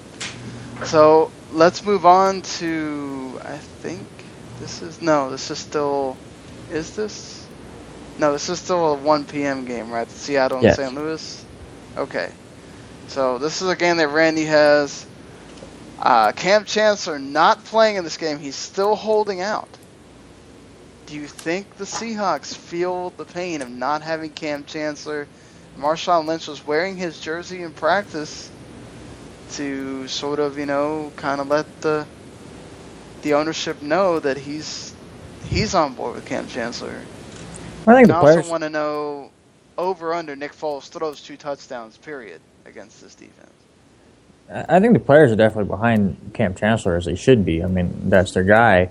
But, I mean, From what I heard today, the sad thing is both Chancellor and the Seahawks are within like $1 million. It's all about, he doesn't want way more money. He just wants it up front. It's more of he wants his money now, which totally makes sense because we've talked about it. There's no guaranteed contracts and stuff, so you want it before they could just cut you and you lose everything. But as far as the Seahawks go, I don't think they're going to miss them that much this week.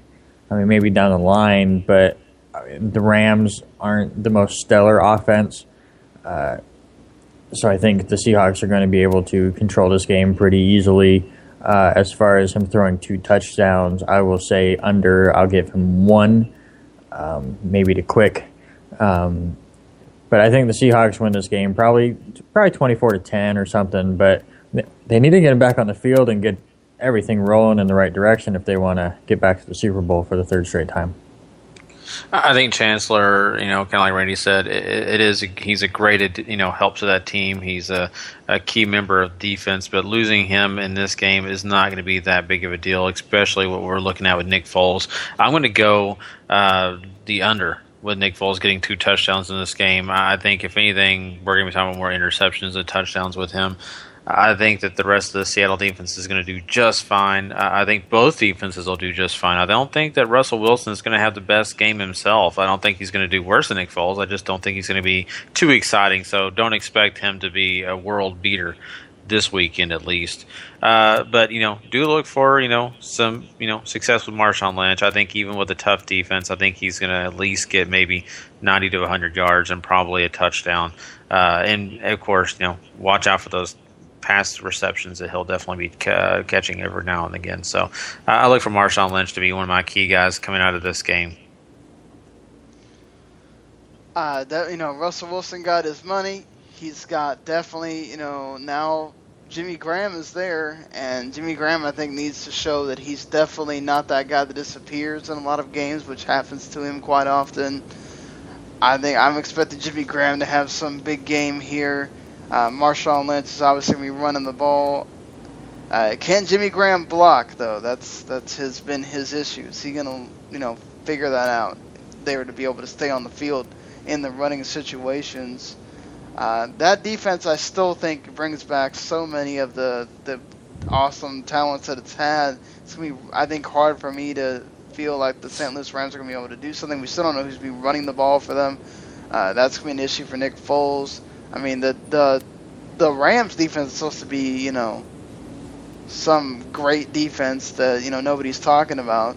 So let's see. Let's see if they can really shut down Russell Wilson in this offense here. And I still think watch out for Lockett, because he's a sneaky good guy that I think people are underestimating as well. When we think about a prediction for this game, I think it's still a division game. I don't think it's going to be a rout or anything. I'm looking at like maybe like a 17-10 game or something like that.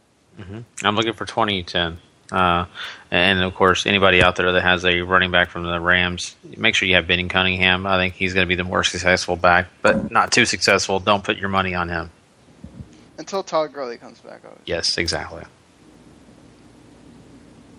Randy?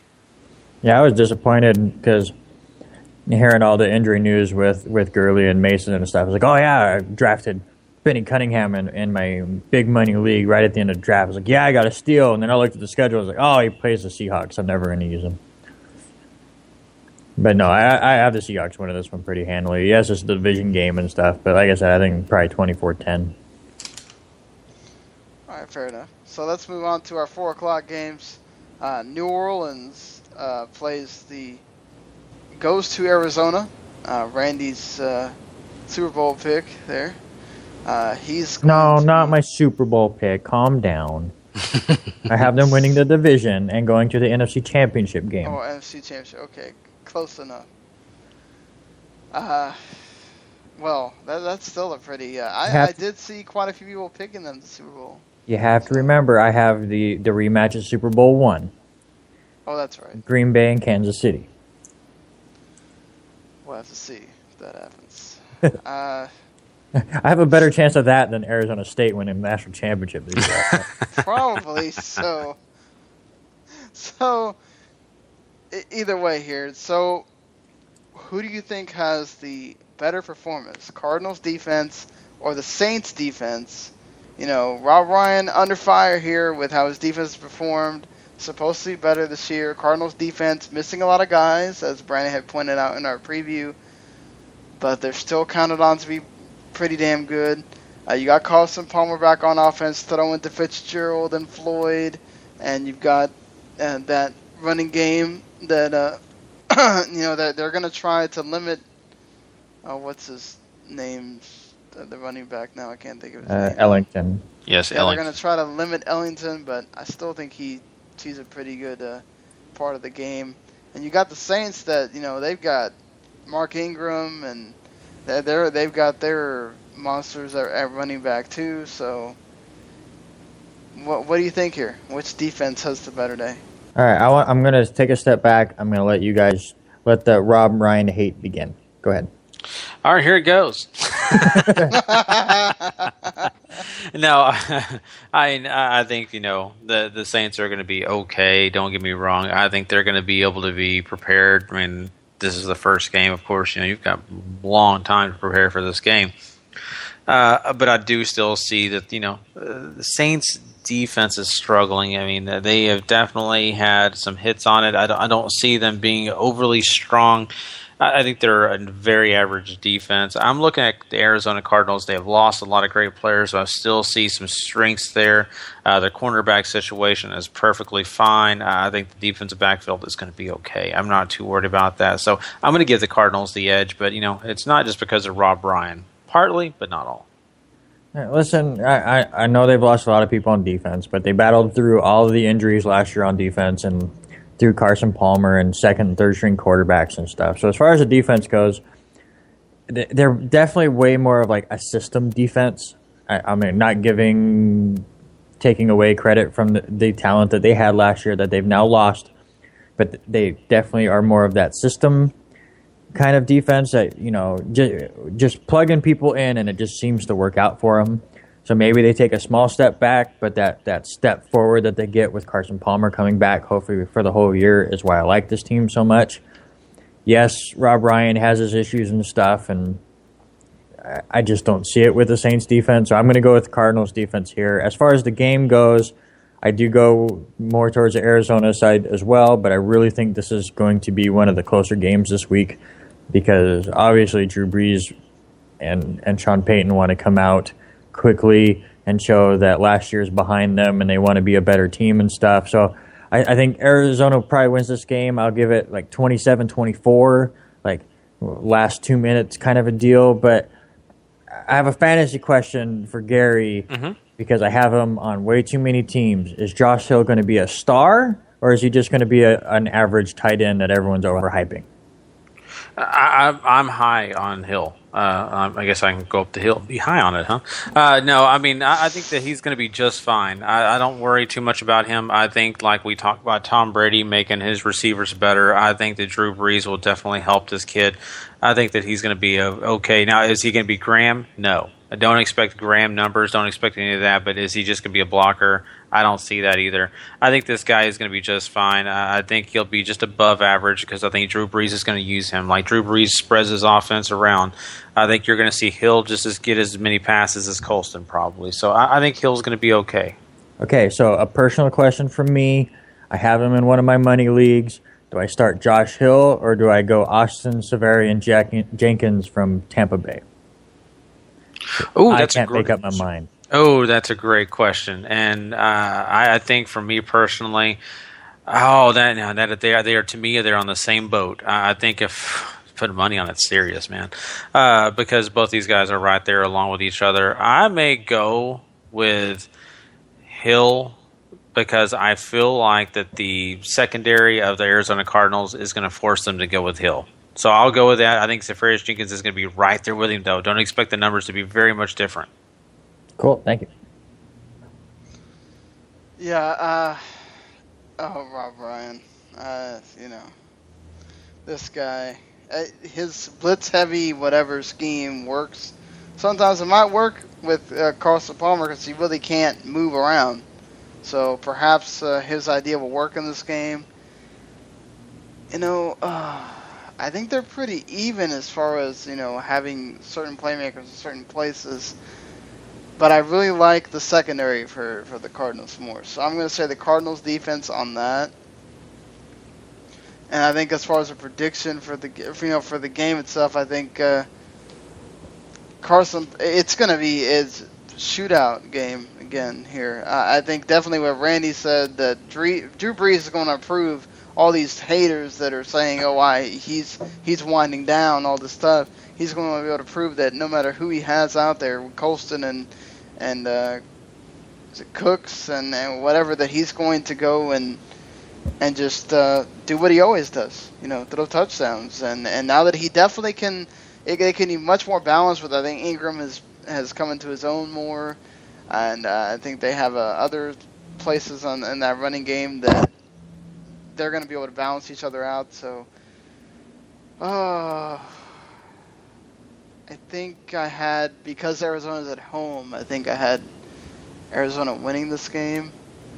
But I think it's like one of those 24-21 games. It's close.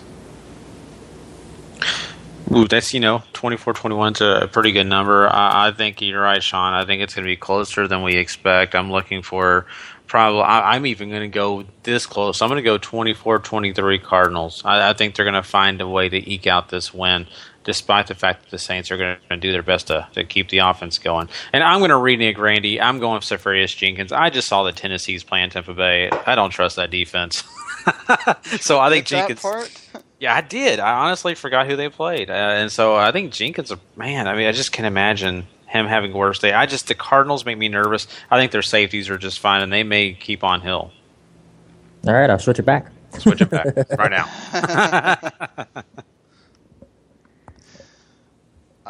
Did you make a pick, Randy? Yeah, I said Arizona, a lot like you guys. I had 27-24 Arizona.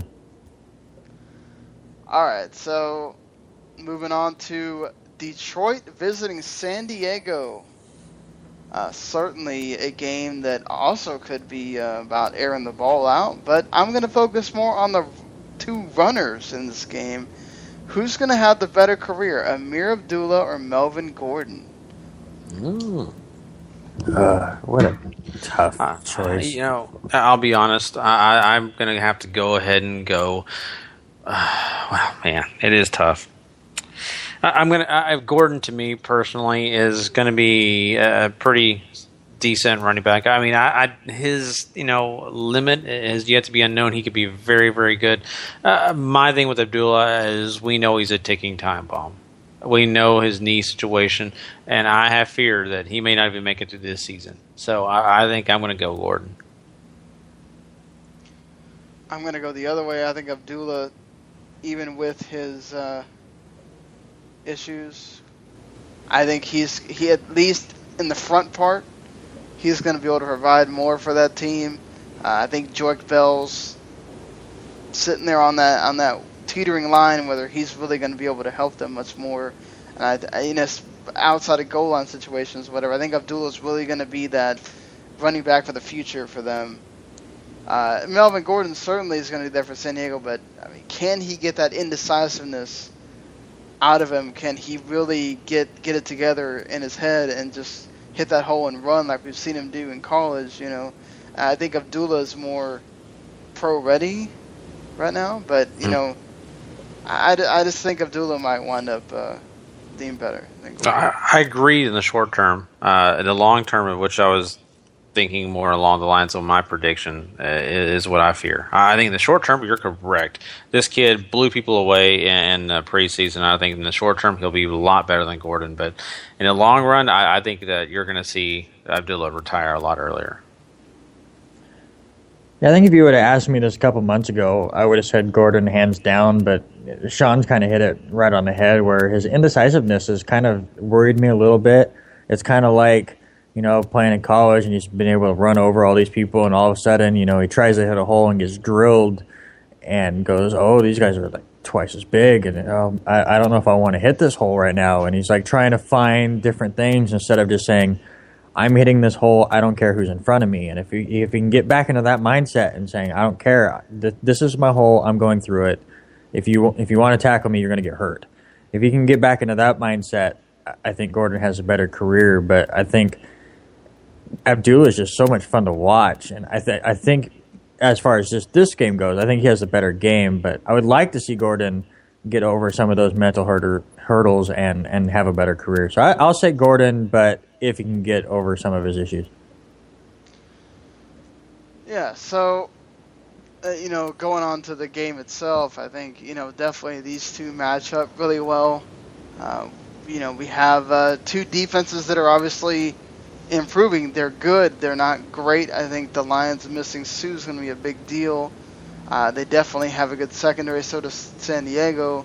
When you look at the offenses, similar things, except for Detroit glaringly has much better talent on the receiving end, has a much better tight end, has a much, obviously, I think in every category on the offensive, except maybe with Phillip Rivers to Stafford, better. But you still have San Diego at home. You still have Phillip Rivers has been a guy that has always done well with less. Can he pull it off in this game? What do you think? I don't think he does, but I don't think it's on him. I think it really just comes down to the defense. To me, this is going to be your highest scoring game of the week. I just think, points are going to go up the board left and right. I know the Lions do have a good defense, but are filling holes left and right. With Sue leaving, they have a bunch of injuries going on already. So I just think it's going to be Phillip Rivers versus Stafford, just bullet after bullet, touchdown after touchdown, and I think the Lions just eke it out just a little bit. I'll say like a 38-35 game, like really fun to watch. And I'm right there with you, Randy, on this. I think that both these quarterbacks are too good not to have great games. I think that, their defenses respectfully, are, a little bit on the same level, but not really. I think Detroit's definitely got the edge. But I do think they still have the weaknesses to allow Rivers to take advantage of them. And I'm looking for Rivers to use Gordon, of course, but I think he's also going to, definitely get Ladarius Green involved in this game, because there's no Gates. You got to have a tight end that can do it, and I think Green's going to be fine. I think Rivers is going to spread the ball around. I don't know if Keenan Allen's going to have the greatest day. He kind of fell off last year, and I don't know if he's going to blow up at the beginning of this year. So I'm looking forward to seeing what Rivers can do. I think Stafford's going to have a great game. I'm looking for Tate to have a heavy, heavy dose of receptions in this game. He may actually, have more receiving yards than Calvin Johnson, even though I would give the edge to touchdowns to Calvin Johnson. So I'm going to give the edge to the Detroit Lions. I think running game, passing game, they're just going to be more successful. And I'm going to say I'm going to say 33-24, and that'll be the Detroit Lions. I'm going to go with the home team here. I'm going to say San Diego pulls it out somehow. I think maybe the defense makes Stafford fumble, which he's known to do. I think it is a high-scoring game, but I think somehow, somebody does something in this game, whether it's throwing intercept. It'll be down to that last turnover or something, and I'm going to say like a 31-28 game for the Chargers. All right, so after this, we move on to the 425 games, which goes to our second game of the week. We're both, Randy and I will be watching. I'll be doing the Detroit and San Diego game, by the way. So the matchup of the first-time rookie quarterbacks. Jameis Winston for the Tampa Bay Buccaneers and Marcus Mariota for the Tennessee Titans. And obviously, the thing that's been on everybody's mind here, Jameis Winston had to address it in a press conference where everybody keeps talking about them. Well, we're going to have to talk about them too, because we're going to talk about who has the better career, Marcus Mariota or Jameis Winston. Yeah, I do have to say I like how Winston handled it, where he was basically going, yes, I understand that people want to talk about us because, obviously, we went 1-2 in the draft, but listen, it's about the teams, not about us. So it was a very mature answer, which you like to see from Winston. You want to see him take that step forward maturity-wise, which was a big question mark going into the year.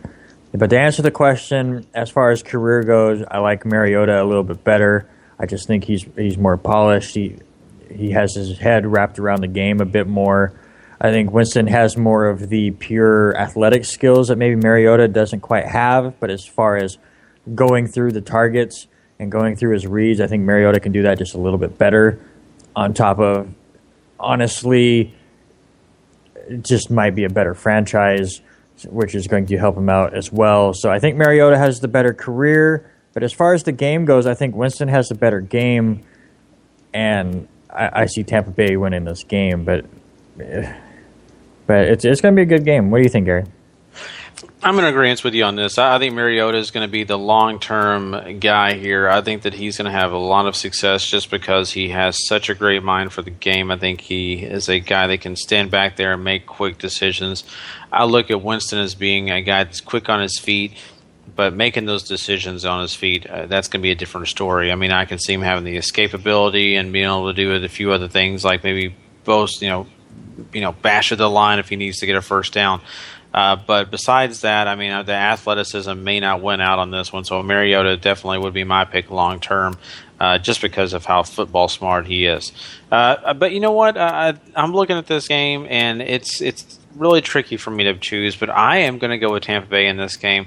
I feel like really they've got so many weapons. I'm not sold that Tennessee's defense is ready to step up to the level and just be able to take care of business against this team. I'm looking at Doug Martin being a lot better this year. I have a lot of aspirations for this kid, so I think Martin is going to be just fine. I'm looking at those receivers. I mean, Evans and Jackson both are just really, really good, top-notch guys.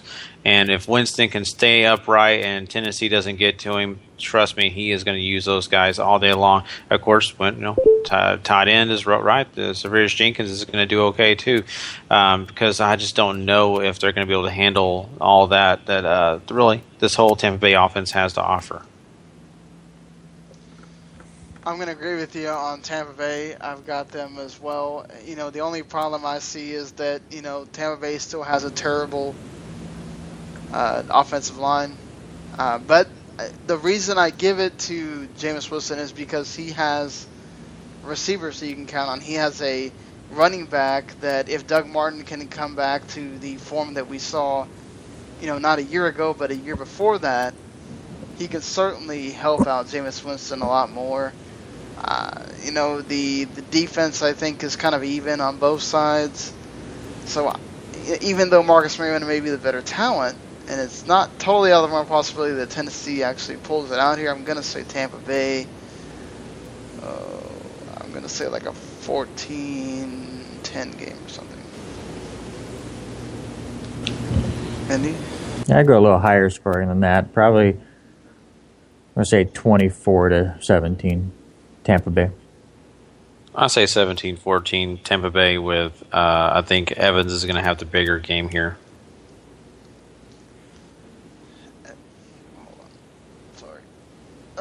Had to move I was typing and I completely forgot what I was supposed to be doing for a second. So now we move on to Cincinnati visiting Oakland. I've got this game, so I want to know, we've got Andy Dalton being under fire. We've got Derek Carr with Amari Cooper now. People are kind of high on Derek Carr. Who has the better game? Andy Dalton or Derek Carr?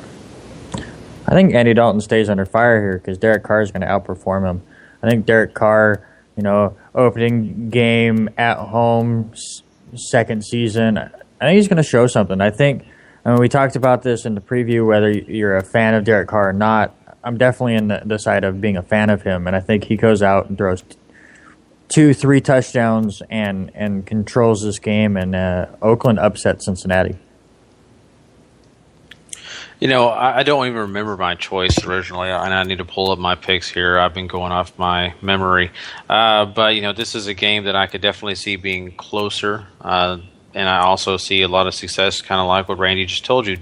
Derek Carr is a guy that's got so much talent, and I look for this kid to have an even bigger year this year. He's got a lot of guys that have been added to this roster to help him. Amari Cooper's a big key here. I think he's going to definitely add to that success. So I'm looking for a good game out of them just in general. I think that Andy Dalton's going to have an okay game. I don't expect anything great. I think they're going to lean on the running game a little bit here. I think they're going to try their best to keep it even because of their past failures. So I look at it and I think, for me, for me personally, I'll just go ahead and give you my number here. I think this game is going to be in the range of 21-17, and I'm going to go ahead and give my choice to the Raiders. I agree. I think at home they're going to be able to take care of business and beat Cincinnati. Damn, we're all going to agree here. I thought I would be the one having the big upset pick again, but Oakland at home. I think personally, I think Andy Dalton might have the better game because he has the more legit receivers. He has Jeremy Hill running the ball. That's going to open up things for him. But I think the reason why you won't see, Carr have this huge game or anything is because I think Latavius Murray is going to do pretty well. I think he's going to have a decent game. I think he's going to run a little bit here on the Bengals, even though they have a pretty stout defense. I think, being able to air it out to Amari Cooper and Andre Holmes over there, that's going to, I think this is going to be a pretty balanced game, an even game.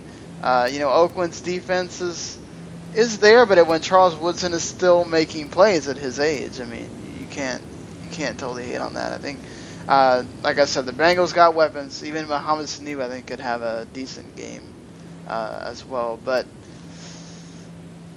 I'm going to say Oakland in I think another one of these 17-14 games. Did you guys make yes, I did. Yeah. Okay. So, moving along on another the last 425 game, Denver at home against Baltimore. This is a rematch of a previous kickoff game. Once again in Denver. I think before they had a problem with it. It was supposed to be in Baltimore and it wasn't, or something like that. But Peyton Manning is going to have a lot to sit there and prove. Renzo, who's in the chat, he is a Raiders fan. He says that the Raiders are going to win 24-14 with the Bengals. Let's see if that happens. You never know. They could do that well. I'm trying to look at what I had for this here. Yeah, so do we think Peyton Manning has a big game? Over under 300 passing yards for Peyton Manning against the Ravens D that, isn't as strong as in years past. They did get Kyle Arrington from the Patriots to be one of the corners, but do you think the Ravens have enough here to really put it to Manning? I think that the Ravens are going to be, not as great like you said, Sean, but I think they're going to be able to put enough pressure on Manning to maybe keep him under that 300 yard mark. Maybe right now with that offensive line, I have a lot of concerns for Peyton. And I just see that, he's going to have some success in this game. But I think they're also going to try to take the pressure off him with using the running backs. And I think they're going to try to, get that running game going a little bit more because of those failures that they've had. Even in preseason, we've seen Peyton Manning on his back a lot more than we wanted to. And I think that's the best way to keep him healthy is to keep the running game going. So I can see that totally happening. But, I'm guessing on that because I could see it going either way. Yeah, I'm kind of with Gary. I think he's going to go under 300. Not as much that Baltimore kept him that way, but because Denver is going to really focus on that running game, and C.J. Anderson is going to have a huge bulk of carries in this to kind of keep Peyton out of harm's way. And as far as like the game goes itself, I think that really helps adding, that second dynamic that Denver usually hasn't had with Peyton Manning. And I think they go ahead at home and beat Baltimore by 10. I'll say 24-14. Yeah, I have Denver winning this game too. I think Peyton does get over 300 yards, even though they will be featuring the running game. I think having that running game though is going to allow them to do the play action more, which is going to allow Peyton to throw it down the field a bit more to Demaryius Thomas and Owen Daniels and whoever else is going to be over there catching balls for them. The Denver defense, I think, is going to be giving Flacco problems, which is going to give Peyton a lot of opportunities to get that 300 passing yards. I think Denver certainly has a case for being one of the best defenses in the AFC, if not the league, with all the talent they have on that side of the ball if everybody can stay healthy. So, Joe Flacco, he's on the road, which he doesn't perform well. So, that there's that as well. If Denver can contain Forsett, I think you've got a pretty game set match here for Denver. I'm going to say, I'll say 24-17. Okay. And just to throw mine out there real quick, I'm going to go ahead and say I think I actually had 28-13, so that's why I'll go Denver. All right, Gary, Sunday Night Football. We're all going to be watching this game. All got to talk about this game on the Monday night show. Seems like the 50th millionth time in consecutive years that the Giants have played the Cowboys on Sunday Night Football to open the season or at some point during the season. They're visiting the Cowboys usually, except for last year. Usually the Cowboys play the first game away, but lately they've been doing it the opposite. Going to Cowboys Stadium, which, until recently the Giants had the Cowboys number. Jason Pierre-Paul did have talks with the team, but the contract talks broke down.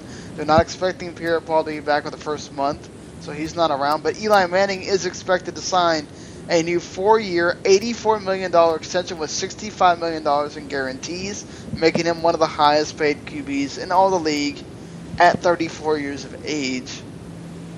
Do you really think he deserves that money?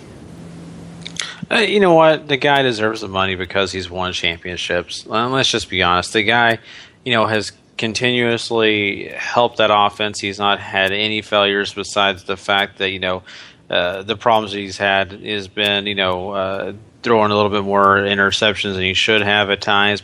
But, once again, when you're rushed a lot, you're going to throw plenty of picks. And, so not saying it's not his fault, but I'm just saying I think the guy's had more success than failures. So I think he deserves the money. I don't know if he deserves to be one of the higher paid quarterbacks compared to some of the other big names, Drew Brees and Aaron Rodgers or anything like that, even though he has the championships to back him up. But, hey, it's whatever the Giants want to pay him, and I'm happy for the guy. Yeah, Gary hit it right there. It's all about championships. He's won 2 of them. He's the Brady killer as far as it comes to Super Bowls. So, is he one of the top 5 quarterbacks out there, talent-wise? No, but he knows how to lead a team to victory, especially when it seems like they're down.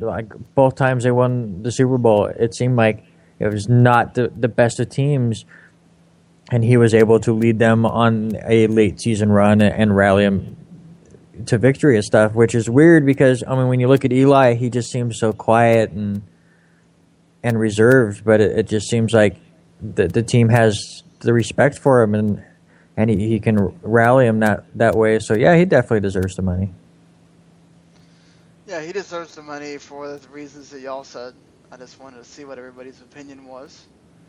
But moving on to the game, though, I think the big storyline has been, and Jason Garrett even said, it doesn't matter who my starting running back is.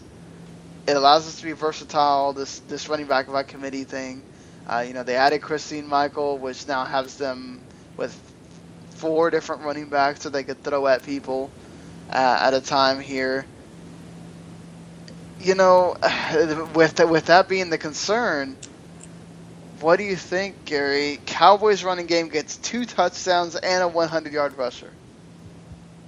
Over under. I'm going to go under, and it's not because of the touchdowns; it's because of the 100-yard rusher. I think they're going to be practicing what they preach. I really see Jason Garrett putting McFadden in a couple plays, then throwing Joseph Randle out there, and of course you got to add in time for Dunbar. Michael won't be ready. He's not, integrated in the game long enough. He'll probably be inactive for this game. So right now you still got the big 3 you're going to be working with, but I just don't imagine one of these guys singularly is going to have 100 yards by himself. I do see the 2 touchdowns, but not the 100 yards by himself. Yeah, this is the downfall of fantasy football, I guess, because I guess 20 years ago you'd have a team with 3 good to decent running backs and you wouldn't be complaining about it. But now, the age of fantasy, it's like, I don't know who's starting. I don't know who's going to get all the carries. Yeah, it adds an element of surprise, and it keeps them on their toes. They're all going to run different ways. You can keep them all fresh. You can just kind of rotate them in and out. And and it just gives them so many different options. So as far as the Dallas Cowboys go, I think it's great that they have a running back by committee, even though us as fantasy owners are like pulling our hair out. It's like, I don't know just if I want to start any of them or not, or what the hell's going on here. But I think the Cowboys dominate this game. It's my lock of the week.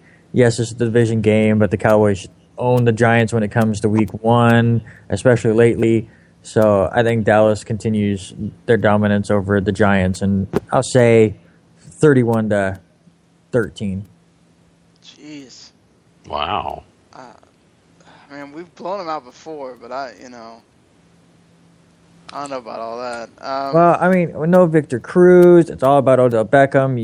You can put a guy over the top and try to control him. Not a ton as far as the running game goes for the Giants to me right now. Yeah, they've got their own problems where they don't know if it's going to be Jennings or Williams or whoever, So the Giants offensively doesn't have anything, and Dallas has all these different options they can go to. So I really think they put on a show in Jerry World the first week. I agree that they're going to have, the issues, but I think Dallas is going to have a few of their own. I think the running game, as they try to go in it and not have a singular guy like they had in DeMarco Murray to take most of the carries, I think this is going to be a learning experience. And so I don't expect the Dallas Cowboys running game to be perfect in this game. In fact, I think Romo is going to be the guy that has to lead this team to a victory. That's really not what the Cowboy fans want to hear. We all know what happens when Romo has to be the guy that carries this team. Usually it means failure somewhere on down the line. But I think that Romo's going to be enough. I think that offensive line is going to protect him. I think they're going to have plenty of time for him to find Dez Bryant. And, of course, we all know that the safety situation with the Giants is not great. So Jason Witten could be a big factor here as well. But really, for me personally, it's going to be a little bit more of a shootout. Eli Manning, even if he came out with little clay figures, is going to make 4 touchdowns probably. But in this game, I'm going to be a little bit closer. I think that Eli is going to be okay. I think he's going to have a pretty decent day. I think Romo's going to have just a better day, and I think Tony Romo is going to be the guy you're going to watch. And I think Dez Bryant's going to be a big key here. You're going to want to definitely have him on your fantasy roster starting in this game. I'm looking at probably I'm going to go in the 30s as well. I'm going to go 31-27 Dallas. Gary, I'm so sorry. You bringing up clay figures just has me picturing the perfect DirecTV commercial where Eli Manning is in like the Rita costume from the Power Rangers, and he's putting in the clay figure into the machine, and out comes Odell Beckham Jr. I just want to see that commercial. Right, DirecTV, they'll get it for you. Well, Eli Manning already had one commercial for him already, so yeah, I'm gonna go with the Cowboys too at home. I don't know about I think I'm gonna go under 2 on the 2 touchdowns and 100-yard rusher, but I'm gonna still hope out there. I'm gonna hope that McFadden comes out and shows he should be the lead rusher, because I still don't believe in Randall. I'm sorry, I don't. If McFadden can stay healthy, he's definitely the better guy of the 3 for right now, and he can also catch out of the backfield and all that kind of stuff too. So, it's going to be weird because, the offensive line is great, and they're going to get to prove if they can actually, it doesn't matter who's back there, they're going to get a lot of yards because of that offensive line or not. But there is something to be said for having that one runner, because you know what he's going to do. You know what tendencies he has, whether he cuts back or whether he runs straight forward or whether he goes to the outside or whatever. So, I think definitely it is an issue at first, adjusting to how all these types of guys run, where they want to hit the hole, all this kind of stuff. So, like Gary said, it's one of these where I don't know what the running game is going to be that smooth. So it is going to be on Romo, but we have seen against the Giants, Romo can deal with them pretty well because, their secondary is bad. And without Jason Pierre-Paul, who's going to be rushing the quarterback? I don't know. So the Cowboys are going to be without Greg Hardy, but I still think they're going to be okay on the defensive side. So we'll have to see. I think Cowboys 30-27. And a quick sleeper for everybody. Cole Beasley, watch out for him. He may be a good receiver to get if you're looking for a low-rated receiver. Maybe you're in a 16-team league. Sure. Cole Beasley, have him on your roster. So let's move on to the Monday Night Football games. There's 2 of them this week because they always do this in the first week. Want to tire you out already? We're gonna be doing it late on Monday night. So the first game is at 7 o'clock. Philadelphia Eagles visiting the Atlanta Falcons. Dan Quinn, new first time as the head coach, playing against Chip Kelly. His revamped defense against an offense that's going to be going wild. You got Sam Bradford, who had his contract talks tabled after he became too expensive because he had a 10 for 10 performance in the preseason. I'll tell you what, you're making so much of a preseason games. I don't know what the hell, man. His agent must be really good if you're sitting there being able to convince the Eagles that he deserves a contract based off of preseason. Because that doesn't matter, especially with Sam Bradford, where he can get it tear another ACL and you're out of quarterback. But and let me just say this: you bring up a great point, and I think Sam Bradford's agent and himself are betting on so much success, and fantasy players like myself are doing the exact same thing. We're putting a lot of trust on this guy because of what we know what Chip Kelly's offense can do, the talent that he has. But Sean, you bring up a great point. Is there another bad situation like an ACL tear or a concussion or something else that may sideline this guy? We don't know, but wow, that's a kind of crazy to me. A preseason game determining how much money this guy's making. But let's keep things with Sam Bradford. He's going to have guys to throw to. Nelson Aguilar, new guy. Jordan Matthews, of course, a sensation from last year, and of course Matt Ryan's going to have probably. He's in the running certainly for best receiver in the NFL right now, Julio Jones. Who has the better game, Jordan Matthews or Julio Jones? Well, I definitely think they both have monster games in this. I think this is a crazy high-scoring game and just a lot of fun. But Julio Jones doesn't have as much help as far as other talent. Roddy White's a bit banged up. Devin Hester might not play. They do have the two-headed running back situation that can help him out and stuff. But I think Julio Jones is the man in Atlanta. And even if you double cover that guy, he just seems to find a way to get open and make catches. On the flip side, Jordan Matthews is an awesome talent, and he's going to put up crazy numbers as well. But you have the Aguilars and DeMarco Murray and Ertz, and I think the ball gets spread around a bit more. Philadelphia, and Ryan Matthews, for all we know. And Ryan Matthews, Darren Sproles, and all of them. So there's so many different weapons that I think in this game, I think Julio Jones has the better game. But I think the Eagles win the game by 2 touchdowns, but like a 38-24 kind of game. A lot of points scored in this game. Yeah, I agree. I'm looking at this, and fantasy-wise, when you're looking at this game, you're excited because both of these teams have great players. Julio Jones is going to have a big game. Jordan Matthews, we just talked about those guys. Both quarterbacks, Matt Ryan, Sam Bradford. Great days expected from both those guys. I think if you're looking for a lot more options, you got to look on the Eagles side of the ball for everything Randy just told you. Really Julio Jones is pretty much the guy when it comes to receiving in Atlanta. The rest of these guys, Roddy White and such, are not going to be there when it comes to the big numbers. But, for me personally, I think that I'm going to give the game to the Philadelphia Eagles here. I think they're just going to be really prepared. I think they're going to bring some surprises maybe to this game that just a little bit more excitement, maybe a little edge on their side. So I'm going to go with, we'll go really high. I'll think 38 to maybe 35. I'll go the same score as you, Gary. I think the Eagles win this. I just think the Falcons are not going to be able to hold the Eagles, and it'll come down to who has the ball last, and I trust the Eagles more than the Falcons at this point. I think the Eagles can get you a stop when you need them if it comes down to that last possession. So I'm going to go with the Eagles, same scoreline that you said, the 38-35. So the final game of the week 1 we have is it's I know who it is. I'm just trying to. Yeah, it's at San Francisco. Minnesota is traveling to the 49ers.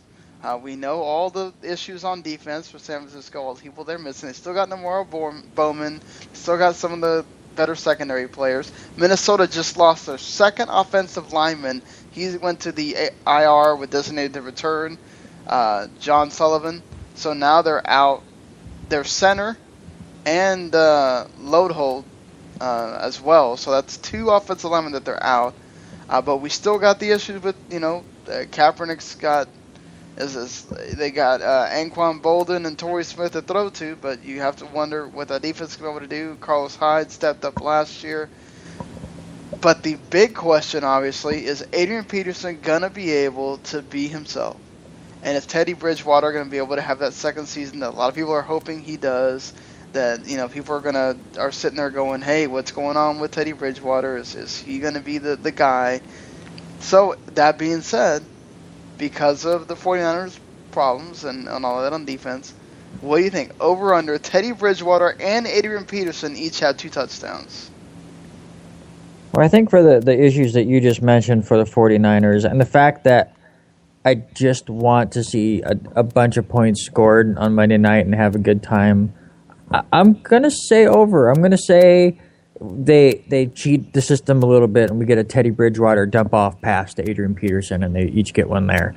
But you do have to worry about the offensive line, and hopefully, Adrian Peterson's 100%. If he is 100%, he can work around the offensive line issues. If not, they could have a bit more problems. I don't think they have much problems with the 49ers with all the retirements and stuff. I do think Bolden and Smith and Kaepernick can keep it kind of close, get some points on the board, but I think in the end the Vikings are just too much. I have them winning this, I'll say 31-20. I'm going to go under on the 2 touchdowns for both these guys. And it's not because I think they're going to lack offense. I just don't see both these guys having the equal touchdowns ratio. I'm looking more for maybe either Peterson to have 2 and Bridgewater have 1, or Bridgewater have 3, and that's the one I'm leaning towards. I could see Bridgewater passing for more touchdowns than maybe Adrian Peterson runs in. I think Peterson is going to be a very, very valuable part of this piece of the puzzle. I think that he's going to get his yards. I already think that he's going to touchdown for sure. Even if it's receiving a touchdown, he's going to get a touchdown. But I see Bridgewater using this offense when it comes to having now a guy like Wallace out there catching the passes that he didn't have a chance to, have a guy like that on his team. And, of course, you got Cordero Patterson out there that can definitely be a big surprise. And I think Kyle Rudolph is a sleeper. I don't think many people respect what he can do, but Kyle Rudolph has a great pair of hands on him, and I think he's going to be able to help definitely in this passing game. So I'm looking for Bridgewater to have a pretty darn good game. I think that they've seen a lot from him in the preseason. I've seen a lot from him, and I think the guy – when you talk about quarterback-wise, you're going to pay attention to has to be Bridgewater. I think that, Kaepernick will have an okay day. I could see him having 2 touchdowns, but I just don't see the Minnesota Vikings losing this game because of all the issues the 49ers have. And I'm going to go ahead and go on a 27-17 game here for the Vikings to win. The issues that we brought up are pretty evident. I think Adrian Peterson is going to want to prove that he's still got it. You're going to want to do that in your first game on the road. Big statement. I'll say over as well with Randy.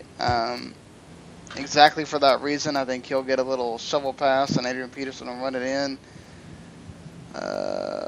I'm going to say, 28 to 16 or something like that. So that's it. We picked all the games, giving you our scores, all that stuff. Now you're going to have to see how we do as far as when the games happen. It's going to be pretty interesting when we get there.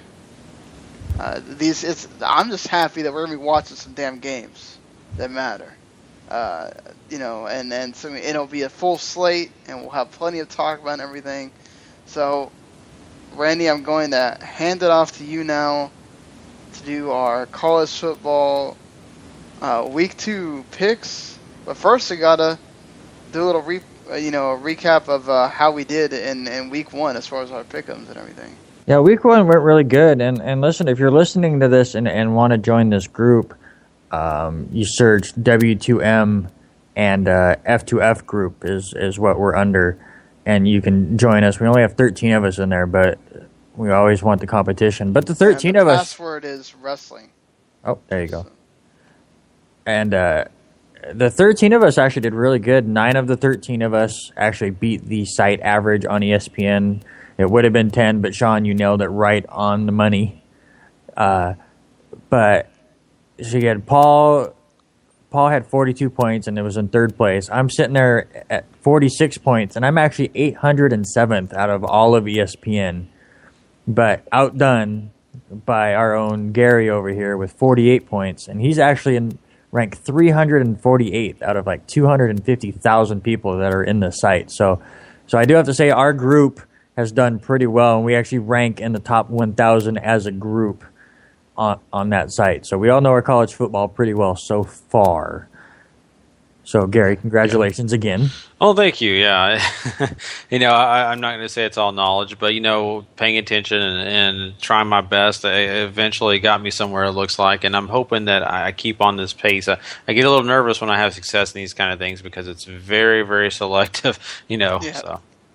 And if you are a part of this group already or you're going to join it, remember this is a confidence ranking setup. So you have 10 games to pick every week, and then not only do you pick the winner, but you have to rank the games in order of how confident you are. So the more confident you are, the more points you are risking in that game. So make sure that you're getting that in so you're not just going in their set order. I saw a few people that lost more points than they should have because they just left it as average. But just a quick rundown of a couple of the big games that are on the site and to look out for as far as college football this week goes. Started off real quick with LSU and Mississippi State, obviously a big SEC conference game. This is also LSU's first game. They lost their preseason warm-up game due to lightning, so I think that may play a big role in this. I mean, they definitely needed that warm-up, but they have won their last 12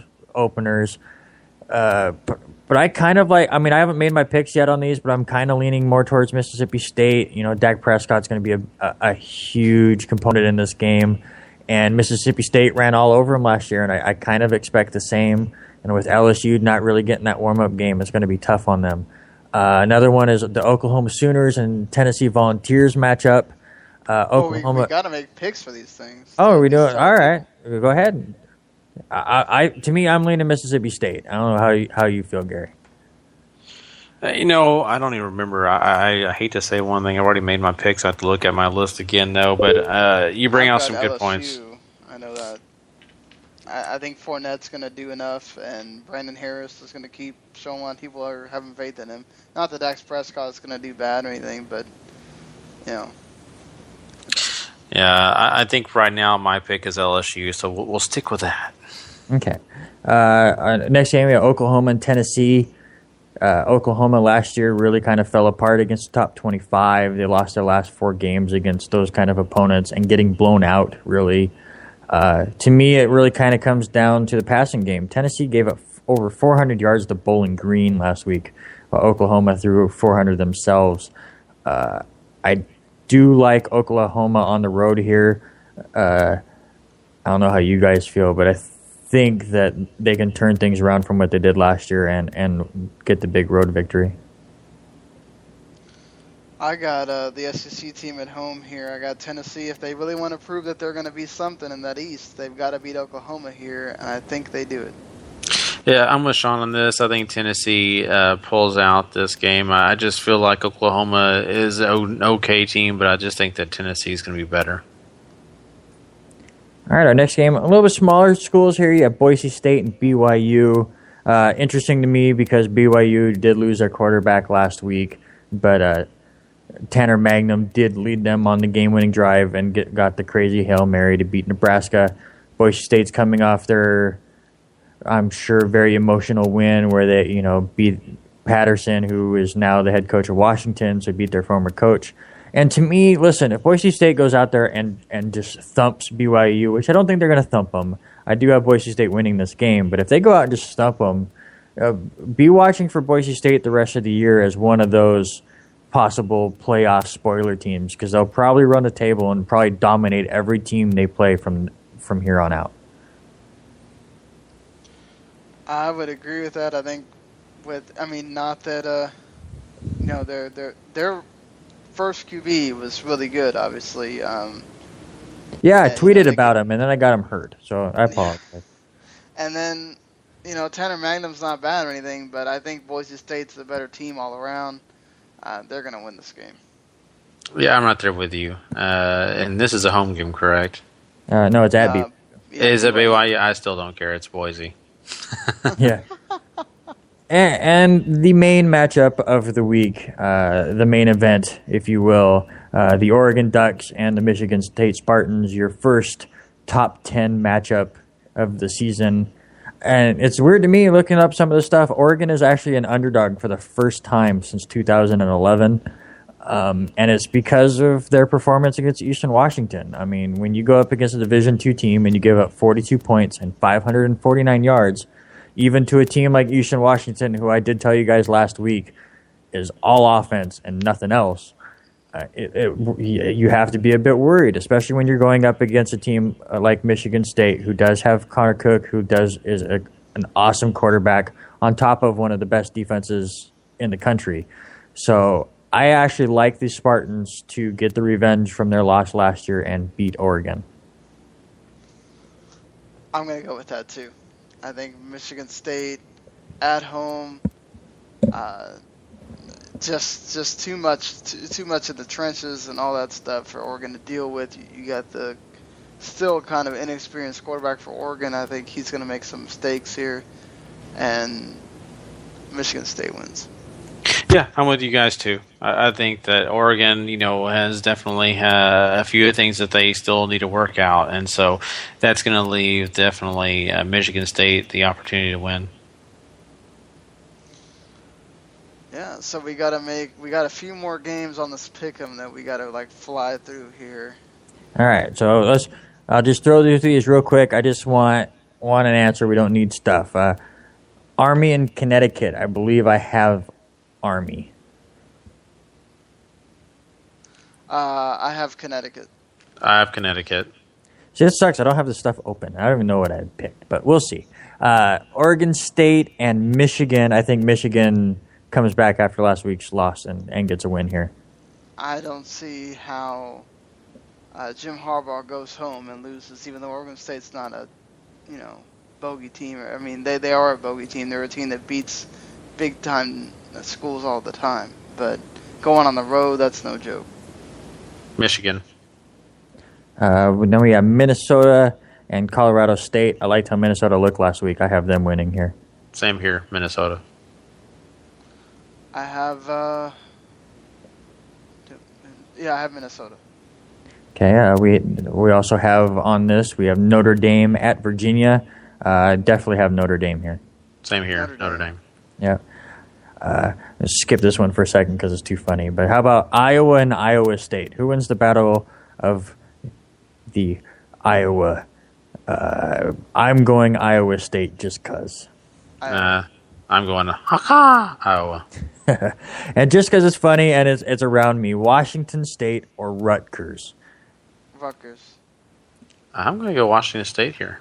Well, I'll just let you know, Washington State at home lost to Portland State last week. Oh, did they really? I maybe change my pick.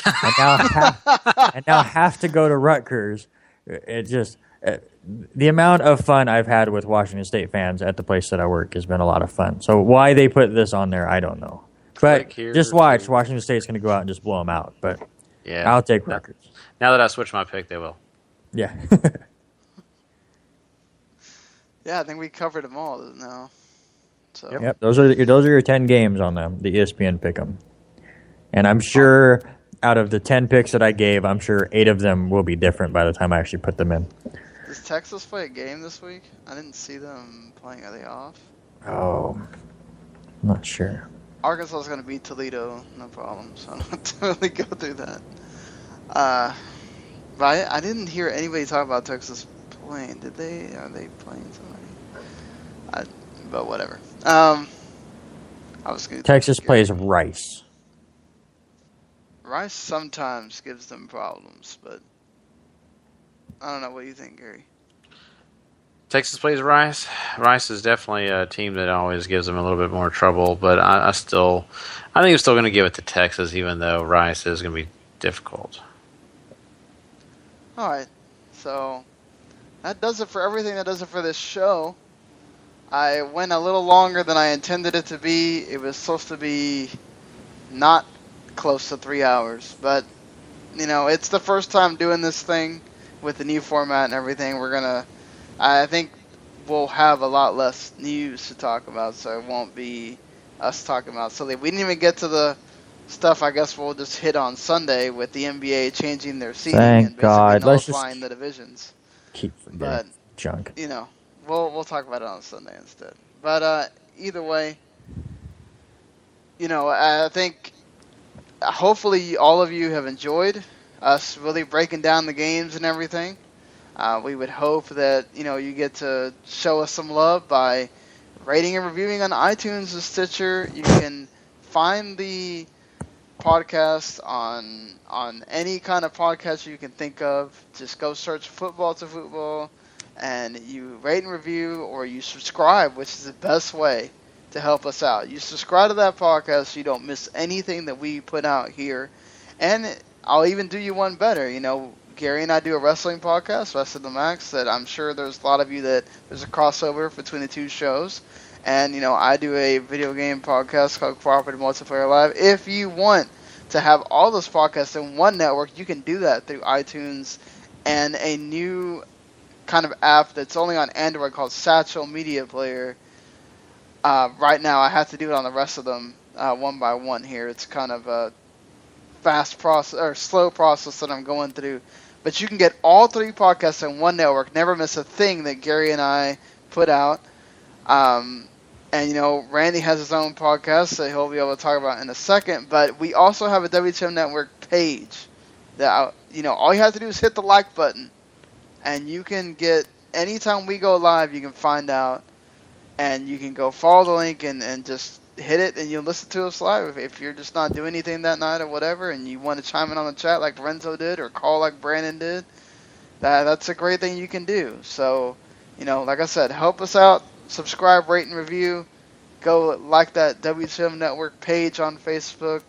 Or you can even email us at futboltofutbolpod@gmail.com, or follow us on Twitter at futboltofutbol, where you can either see me or Randy live tweeting a bunch of these games like I did today. Yeah, you don't want me live tweeting. I injure your players if I tweet about them.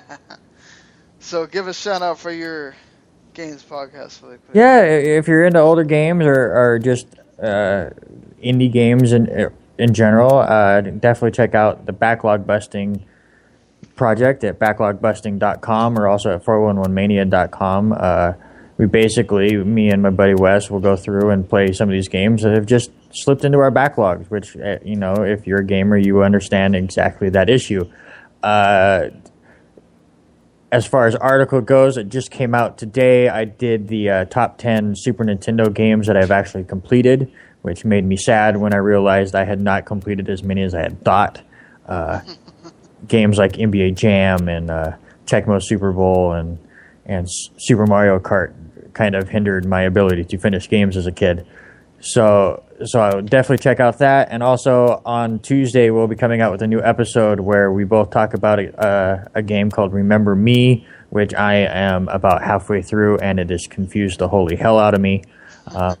I also review South Park Stick of Truth, and Wes starts his Fallout craze as he plays Fallout 2, and from what I have heard from him, it is kicking his ass. So you'll hear a lot about that on Tuesday. Yep, and on the cooperative multiplayer that we came out with on, Wednesday night, I think, Mark says that Metal Gear Solid 5 might be his game of the year. So he's been enjoying the crap out of that, and I am reviewing Disgaea 5 at the moment. So jealous of both of you. I haven't gotten either of those yet. well, the Sky I think doesn't come out till like October, so. Well, I haven't even got through 4 yet, so. Well, I'm like going from playing parts of 1 to playing 5, so you can imagine what a jump that is for me. But yeah, so either way, we shall see you on Monday night, Tuesday morning, reviewing all those NFL Week 1 games. Later, everybody.